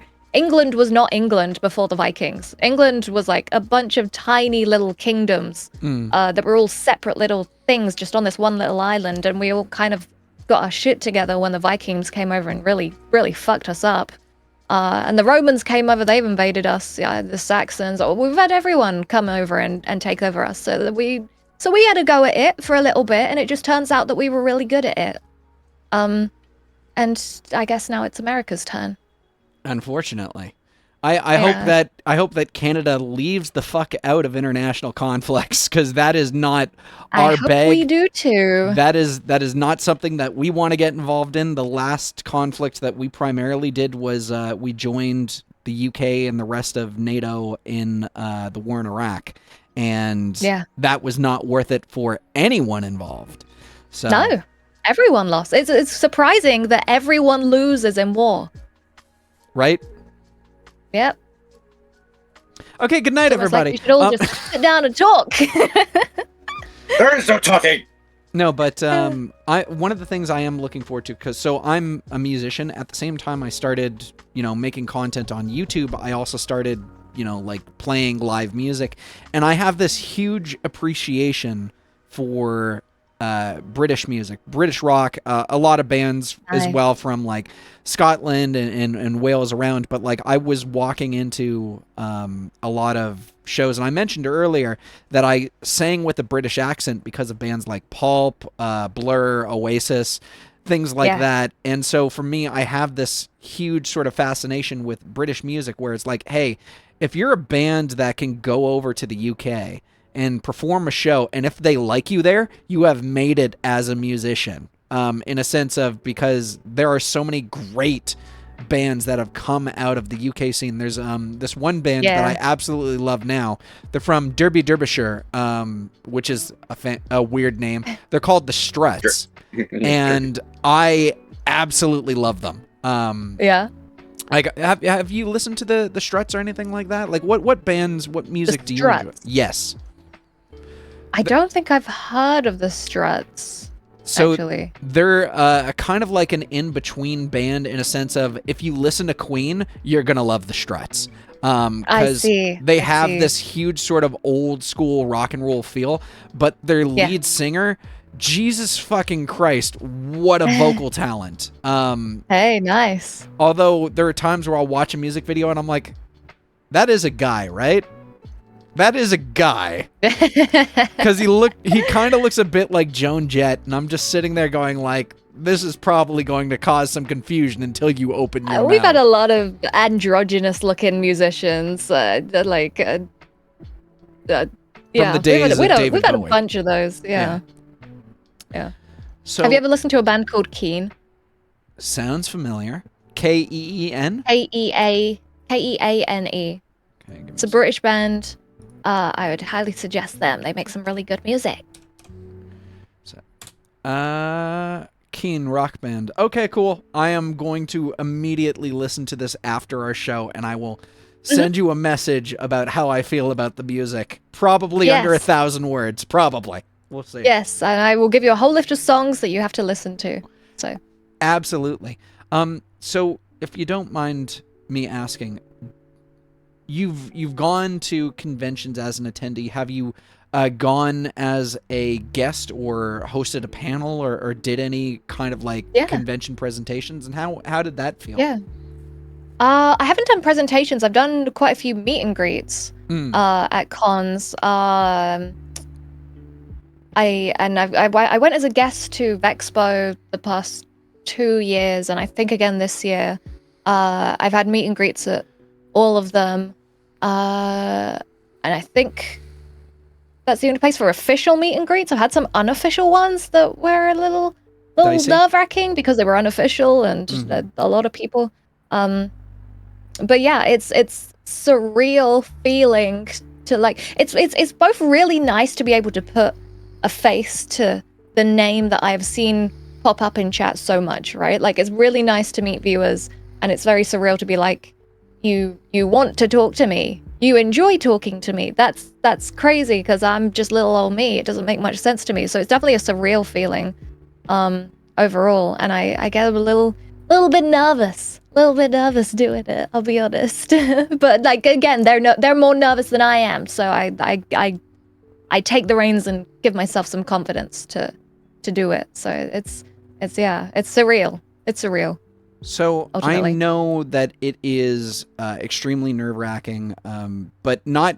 So here's the major thing. I will never be able to fully understand what it's like to be a woman, but I do have massive sympathy for the issue of being a woman on the internet and having people sometimes overstep their bounds. I remember watching Twitch footage where there was this one presenter and someone just walked by security and tried to kiss her on the mouth and basically got... Yeah, I remember that. Yeah, and last year. TwitchCon did fuck all. And I'm sitting there looking at it going like, that's appalling. And I couldn't even fucking fathom or conceive when you do these sort of official or unofficial meet and greets, is there like a security detail? Like, how do you make sure that you are safe? So if it's an official meet and greet, there is official con security. Okay. And they are there while you're at the meet and greet. And you're often allowed in and out like the back staff areas of the con. Like, you don't have to come into the con with where everyone else comes through. Usually you're allowed like for a little back door. So that people can't follow you out or in. And if it's an unofficial one, I grab my mods. I go grab whichever mod is closest and pull them aside. Yeah. You actually have mods that you're like, hey, I'm going to be at this event. I need you to make sure that I'm protected type of situation. That's great. I don't typically say it. I have a friend. So one of the, he isn't actually my mod. He mods for a streamer called OBKCat, but he was my friend in real life for about 12 years. And he's a big, 6'2", like made of muscle guy, and he'll break you in half. He's such a sweet guy. Yeah. He's a lovely guy, and but he looks intimidating to I guess other guys. So, and it kind of happened accidentally, whereby when I went to my first TwitchCon and there was me and a bunch of other VTubers, and we did this unofficial meetup. We put a post out on Twitter and said like, oh, you come to this if you want. And I was expecting like, I don't know, like 10 people or something. And then suddenly there's a group of about 200 people in the corner of a convention center staring at us. And we were like, oh shit. Drastically underestimated how many people were going to come to this and how long this was going to take. So, my friend who was with us and a couple of the other people's mods kind of jumped into action and managed to get 200 people into a line very uniformly, and we stood in a line and then was like helping them move along the line in like a good amount of time. So and since that point, I think my friend has just always been on a bit of a patrol, like seeing, okay, this is what could happen to my friends. As a guy, people will be more cautious around them if I'm stood behind them, type thing. So it's definitely, I feel safer with that. And I never really asked for it, but I'm very grateful of it. Very grateful of it. I'm glad that you have that, because once again, I don't ever, like, the closest I've ever gotten to that situation, so I was in Megfest, which is in Maryland. I was at the presidential hotel called the Gaylord, and I'm wandering around just sort of doing my thing, and out of the corner of my eye stands this gentleman who I've never really met before, but he's like, okay, he's big, he's stocky, he probably could beat me in a fight, but he comes up to me and goes, "Hey Matt, how are you doing?" And I'm like, "I'm sorry, have we met before?" Oh yeah, I'm this commenter from this from your YouTube channel. I'm just sitting there the entire time going like, "How did you find me?" Where did this okay, and like after the initial shock went off, because like I'm immediately sitting there going like, okay, is this going to be a cordial conversation, or should I be concerned? It turned into like a splendid time, because I'm sitting there, I went from not knowing anybody to, hey, I have this one person in a sea of Americans who actually I am able to just sit, talk, and just shoot the shit with. And so it was great. It's nice. Yeah, it's really nice. I cannot begin to imagine what 200 plus would be for you, and just sort of dealing with that kind of insanity. Because at that point, you're just sitting there going like, I don't know, does someone get me on a stage and I start, guiding these people through and have a meet and greet? How do we do this? So yeah, it's a lot. It's definitely a lot. I will say, like, anyone who's come to meet me, like specifically come to meet me for me, has been so lovely. Like anyone who watches me is so lovely. I really don't have many strange, I don't know if that's okay to say, strange viewers. Like they're all a little bit quirky. Like they're silly little guys. Don't get me wrong. But they're just genuinely lovely people. So I haven't had to deal with anything particularly bad happening. There was like one time that some guy was like following and like trying to find out what hotel we were in and things like that. But the blessed mods jumped in and walked him to the other side of the convention center and told him not to follow. So thank you, mods. So if you don't mind me asking, let's say, for example, I'm going to TwitchCon. I've never gone before. What is your advice? Wear comfortable shoes. Take a water bottle. Get vaccinated for every single disease that you could possibly imagine. Wear a mask, because a lot of people go to conventions with bugs. Like, just you'll get a con flu otherwise. Yeah. And maybe take 5 sick days after you come back, just as a precaution. Yeah, quarantine yourself. And just enjoy it. Just enjoy. I when I was at TwitchCon US, I just enjoyed it. Most of my viewership at that point was European, so I didn't meet too many people compared to EU cons. Sorry, that knew me, but there was still a couple, and it was just really nice to chat to people and hang out. So I just have fun. Do you find a difference between your audience members in terms of like UK or people that are based in North America? Is there any kind of like subtle differences or? No, I think people are all quite similar overall. Like a lot of, like, I'd say all the EU people, you got a ton of different countries in the EU, but a lot of people are quite similar overall. And I'm yet to meet one that is more or less friendly than the other from the US versus EU at all. Like, everyone's just super nice, and it also enjoys bullying me in person just as much as online. So I mean, all the same, really. If I ever wanted to bully you, it would be really easy, because you just have to look for a guy who's dressed up in a moth costume. A moth costume. Okay. I mean, I watched the last live stream. You told me everything you needed to know. So tell me about your fear of moths. Oh man, you're afraid of moths? Oh my goodness. Yeah, it's a long-standing war between me and the moths. In fact, I had a situation the other day where I was trying to get in the bath, and a moth would not leave the bath, and I was trying to flap a towel at it, and it kept throwing itself at me. We just have some beef ever since this one moth flew into my freshly brewed cup of tea, and it was the last tea bag. And I can't emphasize enough that it was the last tea bag. This was the only cup of tea available, and it suicide bombed itself into my cup of tea, and that really ruined my day. It really ruined my day. I can imagine it's like it has like a red dot on it, and it just dive bombs into the tea, and as it's drowning, it just lifts up its finger. It was like an act of God.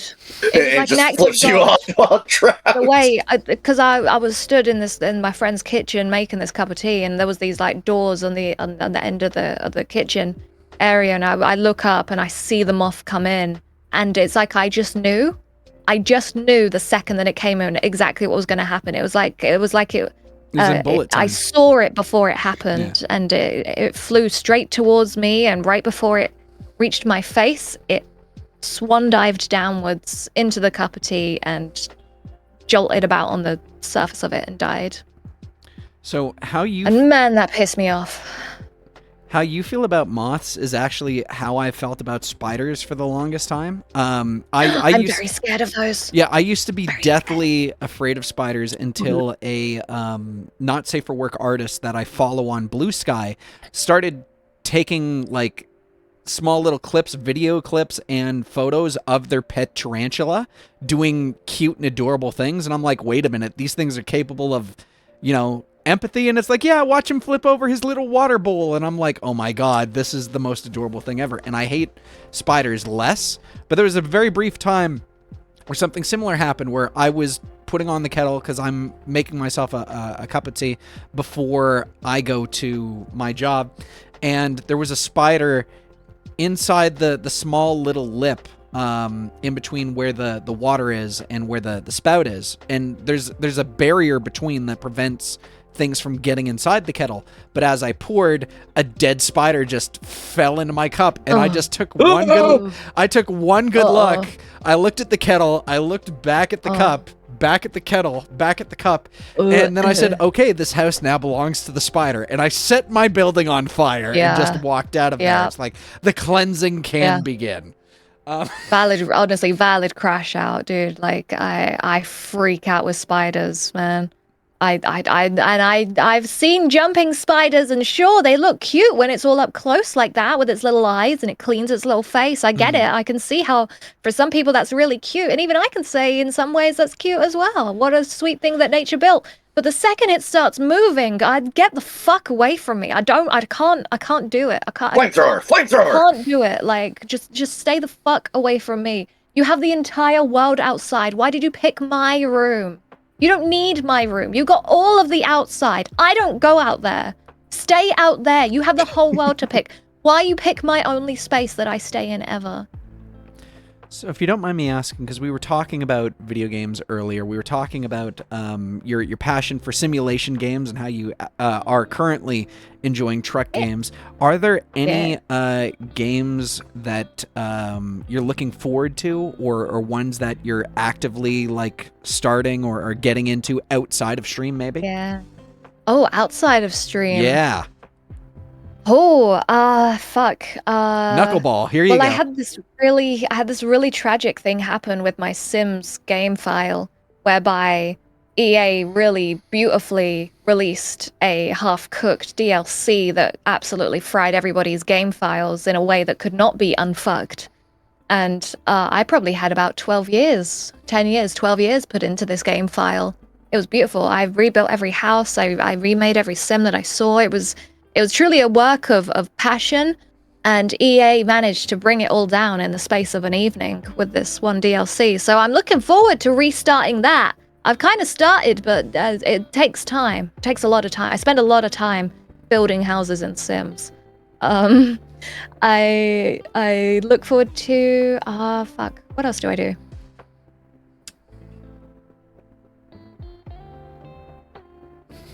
What other games do I play? I'm going into Dome Keeper. Dome Keeper is fun. What is it? What is Dome Keeper? It's like You have God, how do I describe it? It's like a pixel game, and you are a little spaceman, and you're digging down for things that you can put into your generator to upgrade it, and it's basically a survival game, and you have to find the end game before you die, before the aliens kill you. It's like a quick 20-minute, half an hour sort of game. Very cute, very fun. There's a game where I don't know if you heard this other one. It's called White Knuckle, where it's like a climbing game. What's that? It's like a roguelike. It's a roguelike game where you constantly have to climb, and it gets harder and harder as you go, and you pick up abilities. But there's then there's like another version of it where it's the exact opposite. Instead of climbing up, you're climbing down. Right. And you have this giant ass centipede coming after you. Nice. So you have an incentive to jump down. To go. Let's go. Yeah. So you're only down. Only down. There is no up. There's only down. Only down. So I think that would, granted, that one would be probably more of a horror-ish kind of game. I would like to see you play it and see how far you can go.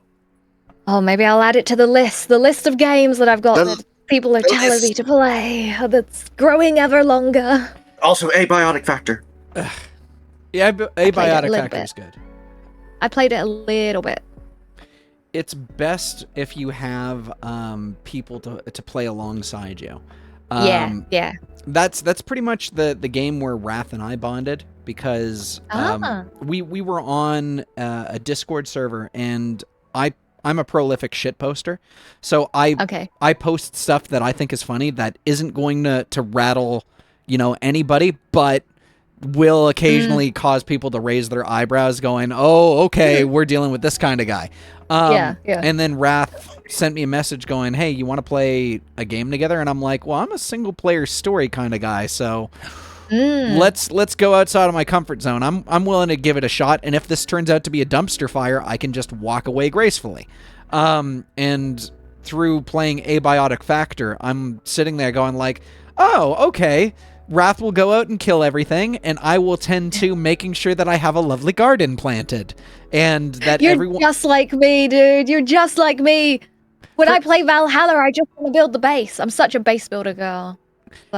And I'm genuinely surprised of this myself too, because I'm just sitting there going like, yeah, I could go out and kill everything, but I'm just enjoying taking care of everything and making sure that everything is upgraded and properly built.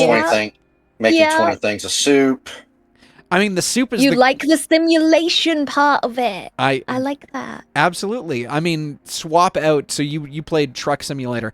I am a huge fan of Ace Combat, which basically is like an arcade/plane simulation thing, just not as crazy as a truck simulator, but it's like, hey, you're in the sky, shoot everyone down. And I had like a joystick and a throttle control and everything like that. Like, I was really into the weeds, although never play an Ace Combat game with a VR headset, because you will get motion sickness so bad. I don't get motion sick in VR. I don't. I trained myself out of motion sickness in VR. I put myself through many, many VR roller coasters to get myself out of motion sickness for VR. I'm glad you are. It is finally gotten to the point where I'm no longer sick in VR, but it took a hop and a skip, because once again, I did not own a VR headset. I had to go over to my friend's in order to use his, and I would basically be like, "Oh, I am cold, clammy, my skin is now white as a ghost, and I'm sweating like crazy. I feel like I'm going to throw up. Maybe this isn't for me." And then we started doing interviews in VR chat, and now I've got my VR chat sea legs. So this is a wonderful experience. Although, how do you deal with the VR headset like cutting into your face? Like, it feels uncomfortable sometimes when you wear it for a certain length of time. I've definitely spent whole days in VR, for days on end in VR, playing all sorts of different games. I think I just kind of forget that I have a headset on at a certain point. I would say I just recently got a Vive Vision Pro, which is more is probably the most uncomfortable headset I've ever had. I love it for the face tracking and eye tracking and everything, but man, I don't know if I've just got a weird shaped head or something. It does hurt. It really hurts me for some reason. But if I'm into what I'm doing enough, I don't notice it. So like I'll like sleep in that thing sometimes. Just spend days in there. I feel like you just kind of tune it out at some point, or you just take some painkillers and can go on with it. So like I got myself a MetaQuest 3S or whatever, which is like the cheaper version of the MetaQuest 3. And I'm looking at it and I've got it and I enjoy it. I'm not going to get rid of it, but I go on to Facebook and it is just filled to the brim with people on Marketplace trying to hawk their used VR headsets that they don't use anymore. And I'm like, shit. If I wait a little bit, you know, if I ever need to upgrade, I don't need to upgrade at this point, but if I ever do need to upgrade, I could easily just grab the newest top of the line model for like a couple $100 off rather than having to go and get like the newest one that is available. So that Could I ever convince you to move away from Meta headsets? Yes, you can. I'm not locked down into a certain brand or anything. It's primarily, once again, it goes with funding. If I have a decent amount of money, I will go towards upgrading my stuff. I'm just making do with what I have.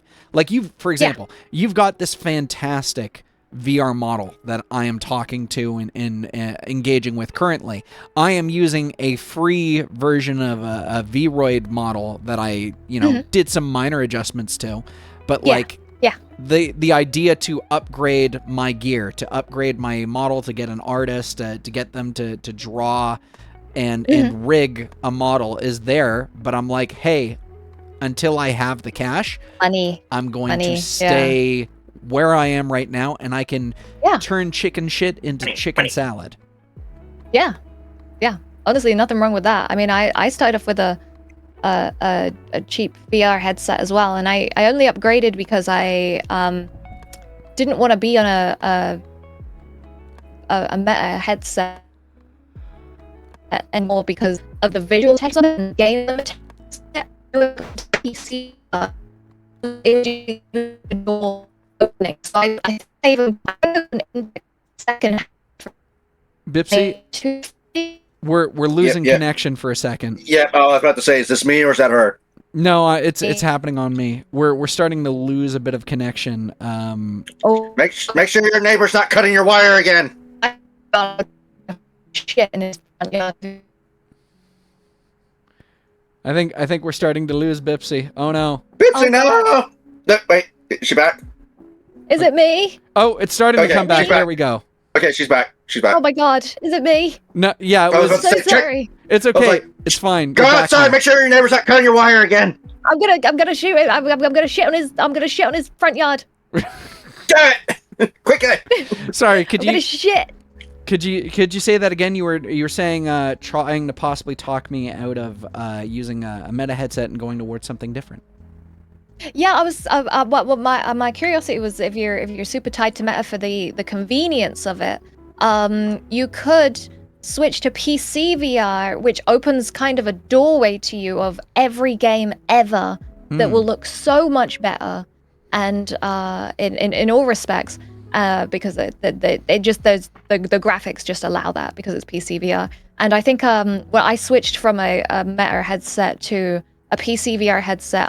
I want to say it was an Index. I think I switched to, and I got it for about $250 secondhand, and it's such a great upgrade. So I was gonna say, like, if you ever feel like switching to PC VR, that might really work well for you as a worthwhile upgrade for your money. You can buy it secondhand, and you might find that you are finding new games that are so much more enjoyable that you don't notice the pain of it on your head. So you're talking about the Valve Index VR setup. Like the first one.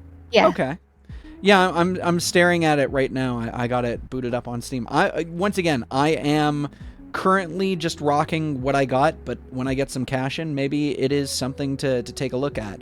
One of the things I've been wanting to do is so I'm using VR chat as a multi-camera setup, because the major thing is I'm a YouTuber, and I like doing video essays and game reviews, and I like putting myself on camera, but I just don't have the space in order to properly do it. But if I bring myself into VR, I can use StreamCam to have like one camera focused primarily on me, one from the other side, and I can just start switching on the fly. And I'm like, oh my God, this is what I needed, and I don't need to spend crazy amounts of money in order to do it. So I'm very much enjoying the new tech, and I look forward to growing it and expanding more on it. Yeah. If you don't mind me asking, because you've been on streaming for a few years now, I believe 2021, if I were to be correct. I might be wrong. Oh no, three years ago. January 3 years ago. So was that 23? Yeah, it was 23. Yeah, 3 years.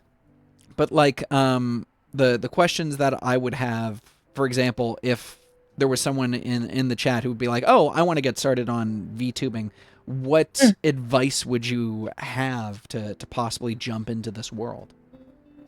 Don't follow the I feel like in VTubing it's become so irresponsible where everyone feels like you need to have the debut, you need to have all the emotes, you need to have the trailers, you need to have the videos, like the lore videos and stuff, and you really don't need that. It's really nice to have all that. And you know, when I think when I did this model, I put a ton of money into this video that was going to be seen once, just one time, and you don't need to do that. And I would say you get a free model, get one of those customizable models. I tried out the Twin Tails one. It was great. You can like that. People make amazing customizable models now for like a sort of like, was it like $80 or something? It's way more affordable than going all in on a custom, like an actual custom model. And just do it. Just do it. Just have fun with it. Like, we're all just silly little people sat on the screen at the end of the day. Just enjoy it. Why not?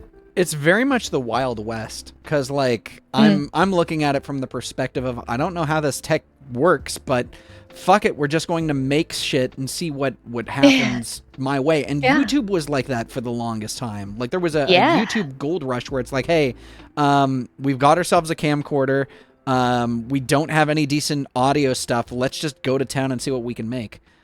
I've shared this a couple times on stream. My original videos on YouTube that didn't involve me playing music, I would take the USB microphone from the Rock Band video game and I would connect it into my 2009 MacBook Pro, and I would just like record everything in GarageBand and just like, all right, cool, let's make video game reviews using this hunk of shit.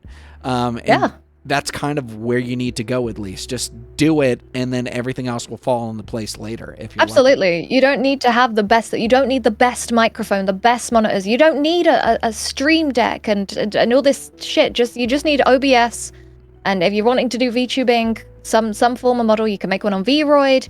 You can inherit one from other people, like buy people's secondhand ones. You can get customizable ones. You don't need to buy in at the top of the line.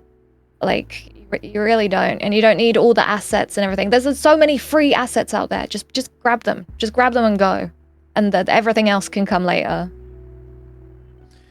I had a question, but I'm starting to forget what the question was. Wrath, do you have anything that you want to ask while I try to figure out what the fuck? Oh, right. I remembered what I was going to ask. But Wrath, do you have any questions that you want to ask Bipsy?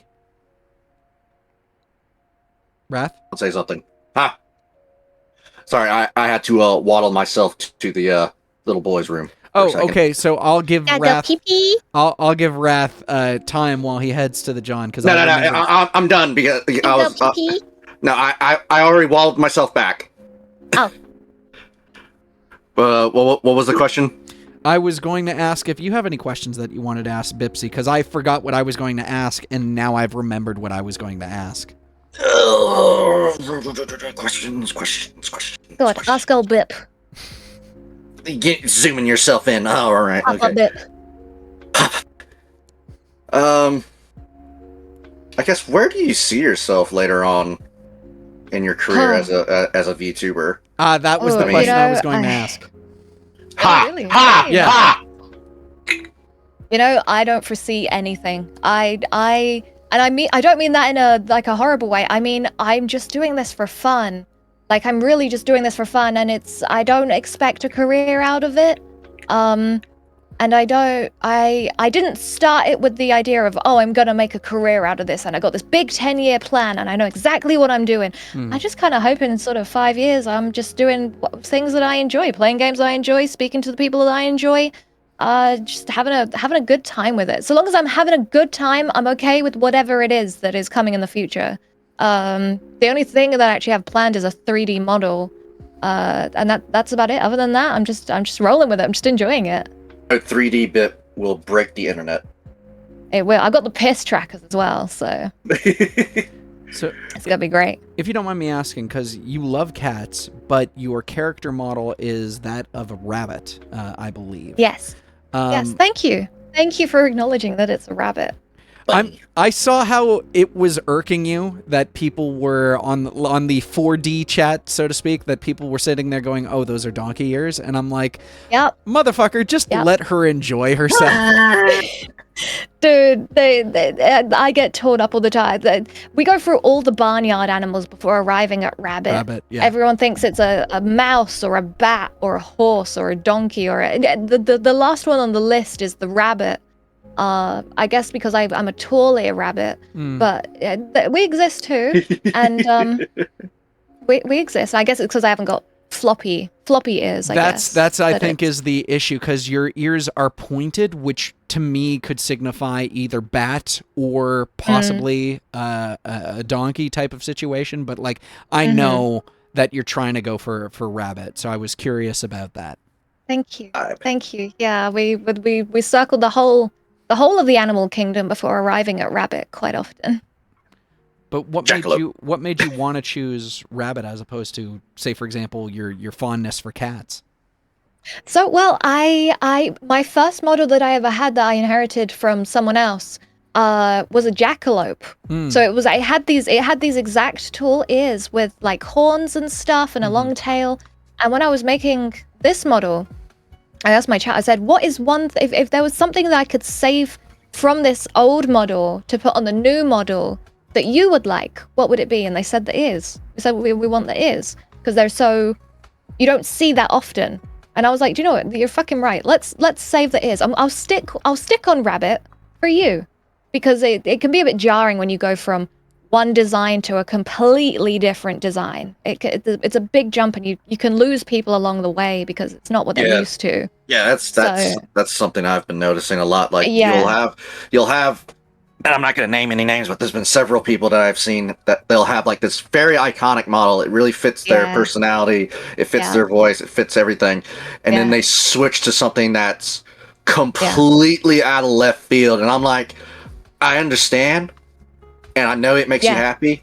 Yeah.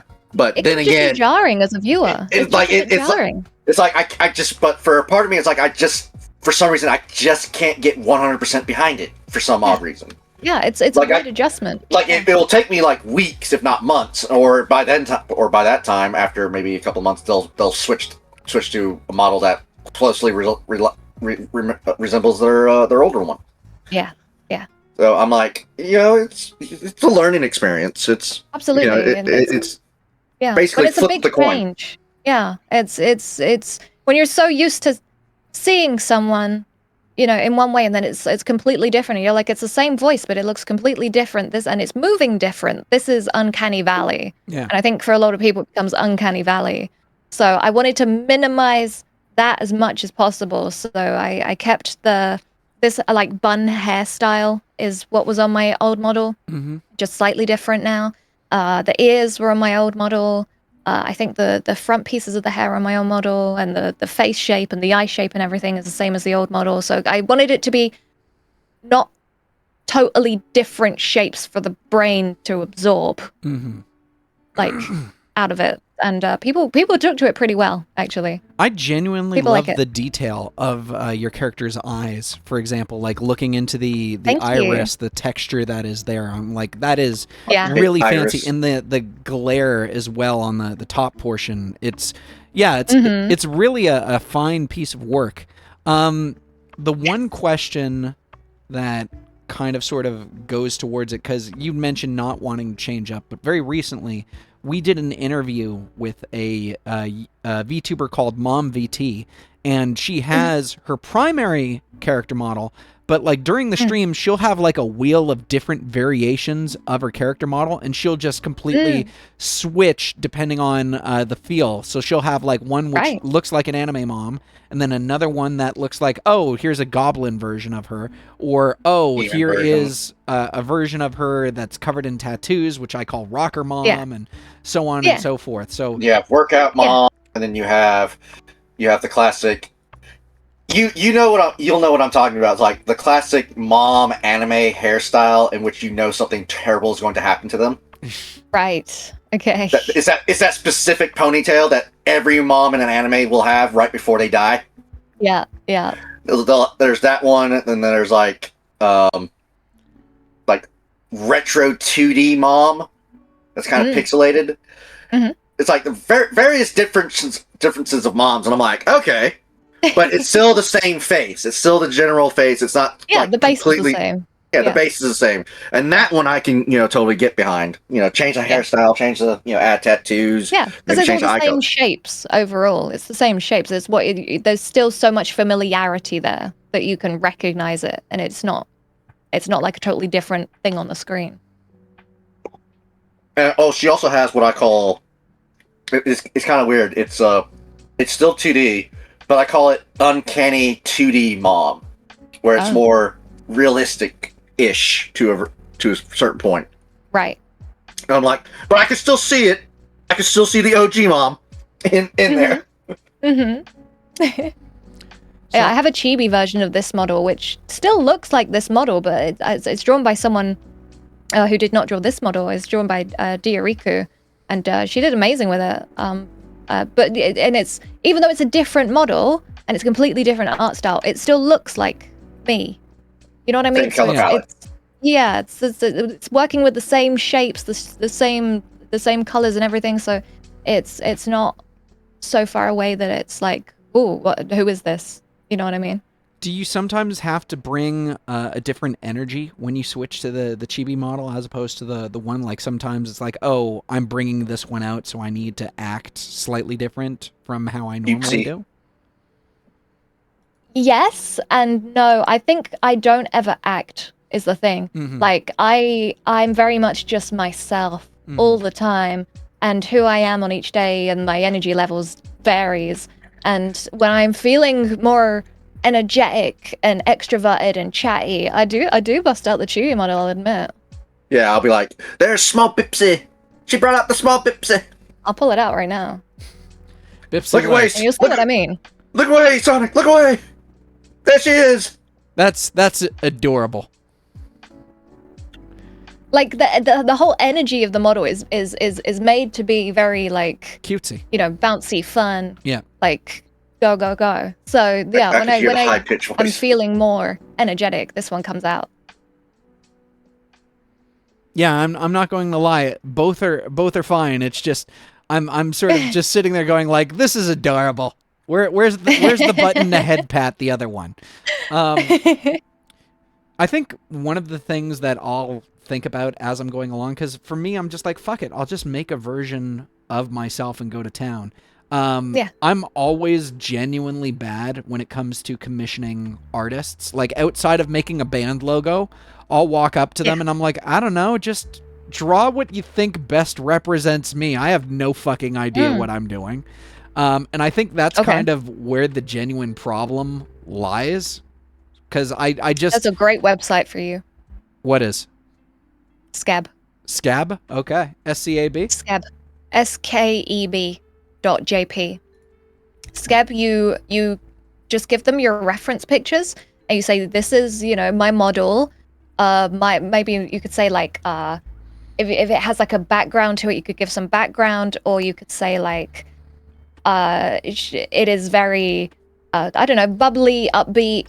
I want it to have this kind of vibe, and then they just go with it, and they make what your model and your description inspires in them, and then you don't see any like update pictures. You just get the end product. Interesting. So it's kind of like this is what I have. Take X amount of months, and here we go. Okay. Yeah. I can vibe with that. Yeah. I'm running near the end, but I do want to ask, where does the name Bipsy come from? Well, you know how I said I'm not a bat? There's an artist that I used to know who went to London Comic Cons quite a few years ago, and she had a bat character called Bipsy. And I just needed a new screen name. And I thought it was a cute sounding name, so I wanted to be called Bipsy. So I took Bipsy, and then I realized someone else on Twitch has the name Bipsy, so I just added a GG on the end. I mean, it happens. Yeah. I was sort of sitting there looking at it going like, with mine, I just combined my favorite video game character and then combined it with my in real life initials, and I was pleasantly surprised that this name that I've been using for, good Lord, 20 years now has been... Wow. Yeah, I know. I have not... Wow. I have been SonicMTD for a very, very, very, very, very long time. Wow. But yeah, I'm just surprised that at like grade 9, I was able to find a username that just fit so goddamn well, that worked with me, and I don't have to worry about other people taking it. So yeah, perfect. I've run out of questions, so I guess the main thing that I want to say is there anything that you want to possibly promote, Bipsy, while I have you here? Anything that you want the audience members to go to find you and things like that? Yeah, you can find me at Twitch at BipsyGG. I have a YouTube channel, which I now have weekly shorts on, and the occasional long form video is going to be on. You can follow me on that at BipsyGG. I also upload VODs onto a separate channel. You can find that on there. I have a 3D model coming up. It'd be cool if you wanted to follow me on Twitch to come and see that. I'm going to be wearing full body tracking for that. That's going to be a lot of fun. And I will be at Dokumi in like 3 weeks, and I have a meet and greet on the Sunday. So if you want to come and say hi to me, you can come say hi to me at Dokumi. Well, I am I hope you are looking forward to that. I will try to get this video up before that comes. I find that, you have a deadline. You have an event. Oh, dude, no worry. It would be good to get this up and ready, so that way you can use it to promote going to there. Oh, it's okay. Don't worry about that. So I'm at the end of my questions, but I will ask one ridiculous question just for the sake of, you have the choice between the Spice Girls and S Club 7. Which one are you picking? Oh, fuck. Tough question, right? I mean, there really ain't no party like an S Club party, right? Yeah, fuck. But the Spice Girl, so many hits. Fuck. Right? I'm gonna have to say Spice Girls. Okay. Yeah. If I was given the option, I probably would have gone with S Club 7 because their music just resonates more with me. So growing up School disco. Growing up in Burlington or whatever, we had a show called YTV's Hit List, and a lot of the music that was on Canada's YTV's Hit List was from the UK. And so I grew, like everyone else was like listening to NSYNC versus the Backstreet Boys, and I'm walking out there listening to Westlife.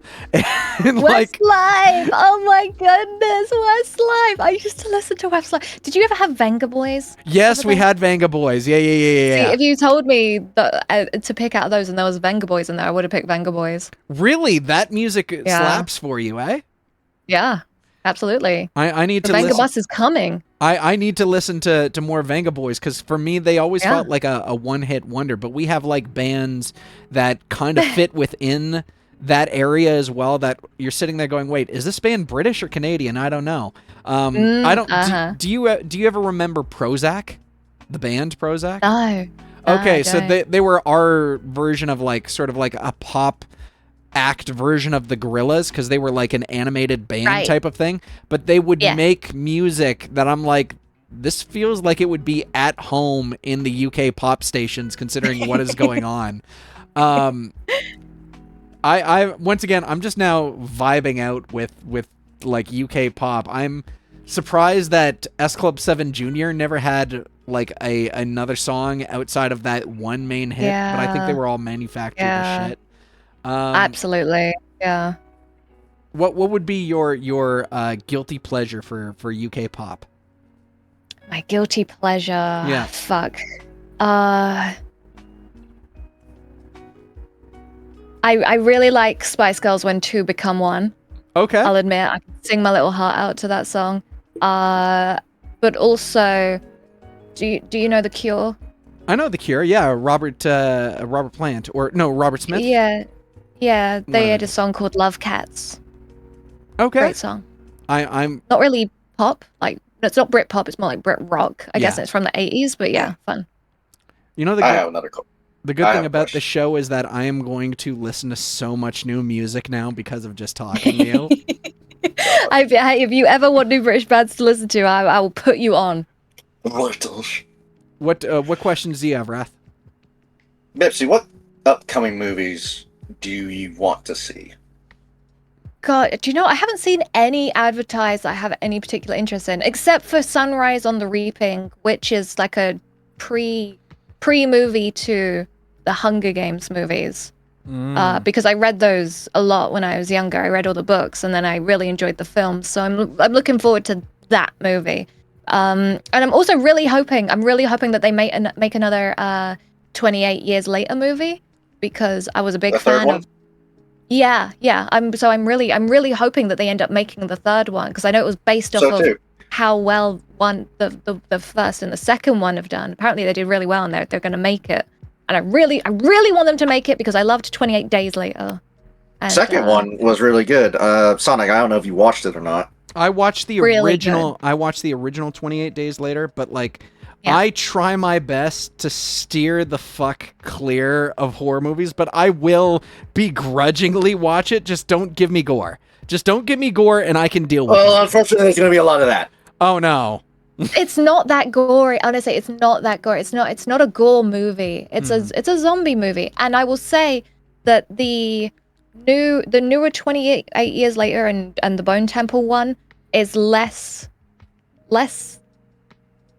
zombie chaser. Like it's first one's a little bit of a zombie. Times really moved on. First one's a little bit of a zombie chaser. The second one's more of a, I guess, introspective into the mind. They're very human focused. They're very human focused. The guy, evil's within human beings. The guy who played Voldemort killed his role in the second movie. Yeah, what was his name? Phineas. Destroy that. Phineas something. Yeah, amazing. Truly, like, actually beautifully done films as well. These two newest 28 Years Later. Highly recommend. Like, you don't need to do 28 Weeks Later. That is like just shooting zombies, Americanized type shit. I would really recommend 28 Years Later and 28 Years Later, The Bone Temple, because they're very human stories, and they focus more on like the evil within humanity rather than blood and gore of zombies. There is another. I just watched Mortal Kombat 2. The new movie that came out today. I watched that, and it was pretty damn good. I mean, I do have one criticism: not enough signature fighters in it. That's my one criticism. Yeah. Let's see. The Backrooms is going to be coming out. That's what I'm looking forward to the most. Yeah. Bipsy, go watch it.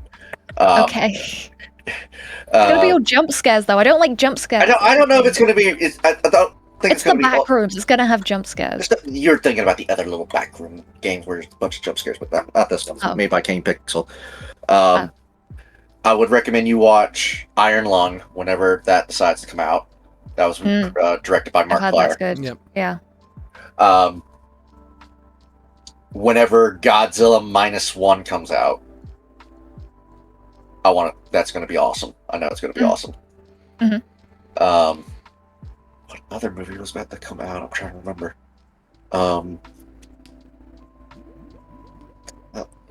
That Obsession movie is starting to pique my interest right now. Obsession? I don't know it. It's called Obsession. It's literally this dude. He's like that classical. He sees a girl. He likes her. He's friends with her, but he doesn't have the courage to really confess his actual feelings to. So instead of doing, I guess, the right way, he has like this little candy. I don't know if it's a real thing in the real world, but it's like you snap it in half and you make a wish and it'll come true. So he's like, I wish, I think her name is Jessica. I wish Jessica would love me immensely. Like I'm the only person that she needs, and he snaps it and apparently it becomes true. And it becomes sort of yandere type love. Ah. And she's progressively getting more and more psychotic and shit. Oh, hey, okay, that sounds interesting. Oh, I gotta find me this little snap thing that you're telling me about. I've got to wish for like unlimited prawn crackers or something. It's like a monkey's paw situation. And like I know in one of the trailers, he actually calls the number on the back of the box, and like some dude's like, "We don't really change wishes." I mean, and he's like, "Is her love even real?" I mean, you wish it to be real. He just really. And then just hangs up. Yeah. Yeah. Okay, well, I am at the end of my adventure. I need to go get food. I need to get myself some food. Me too. Yeah, thanks for making me hungry, Bipsy.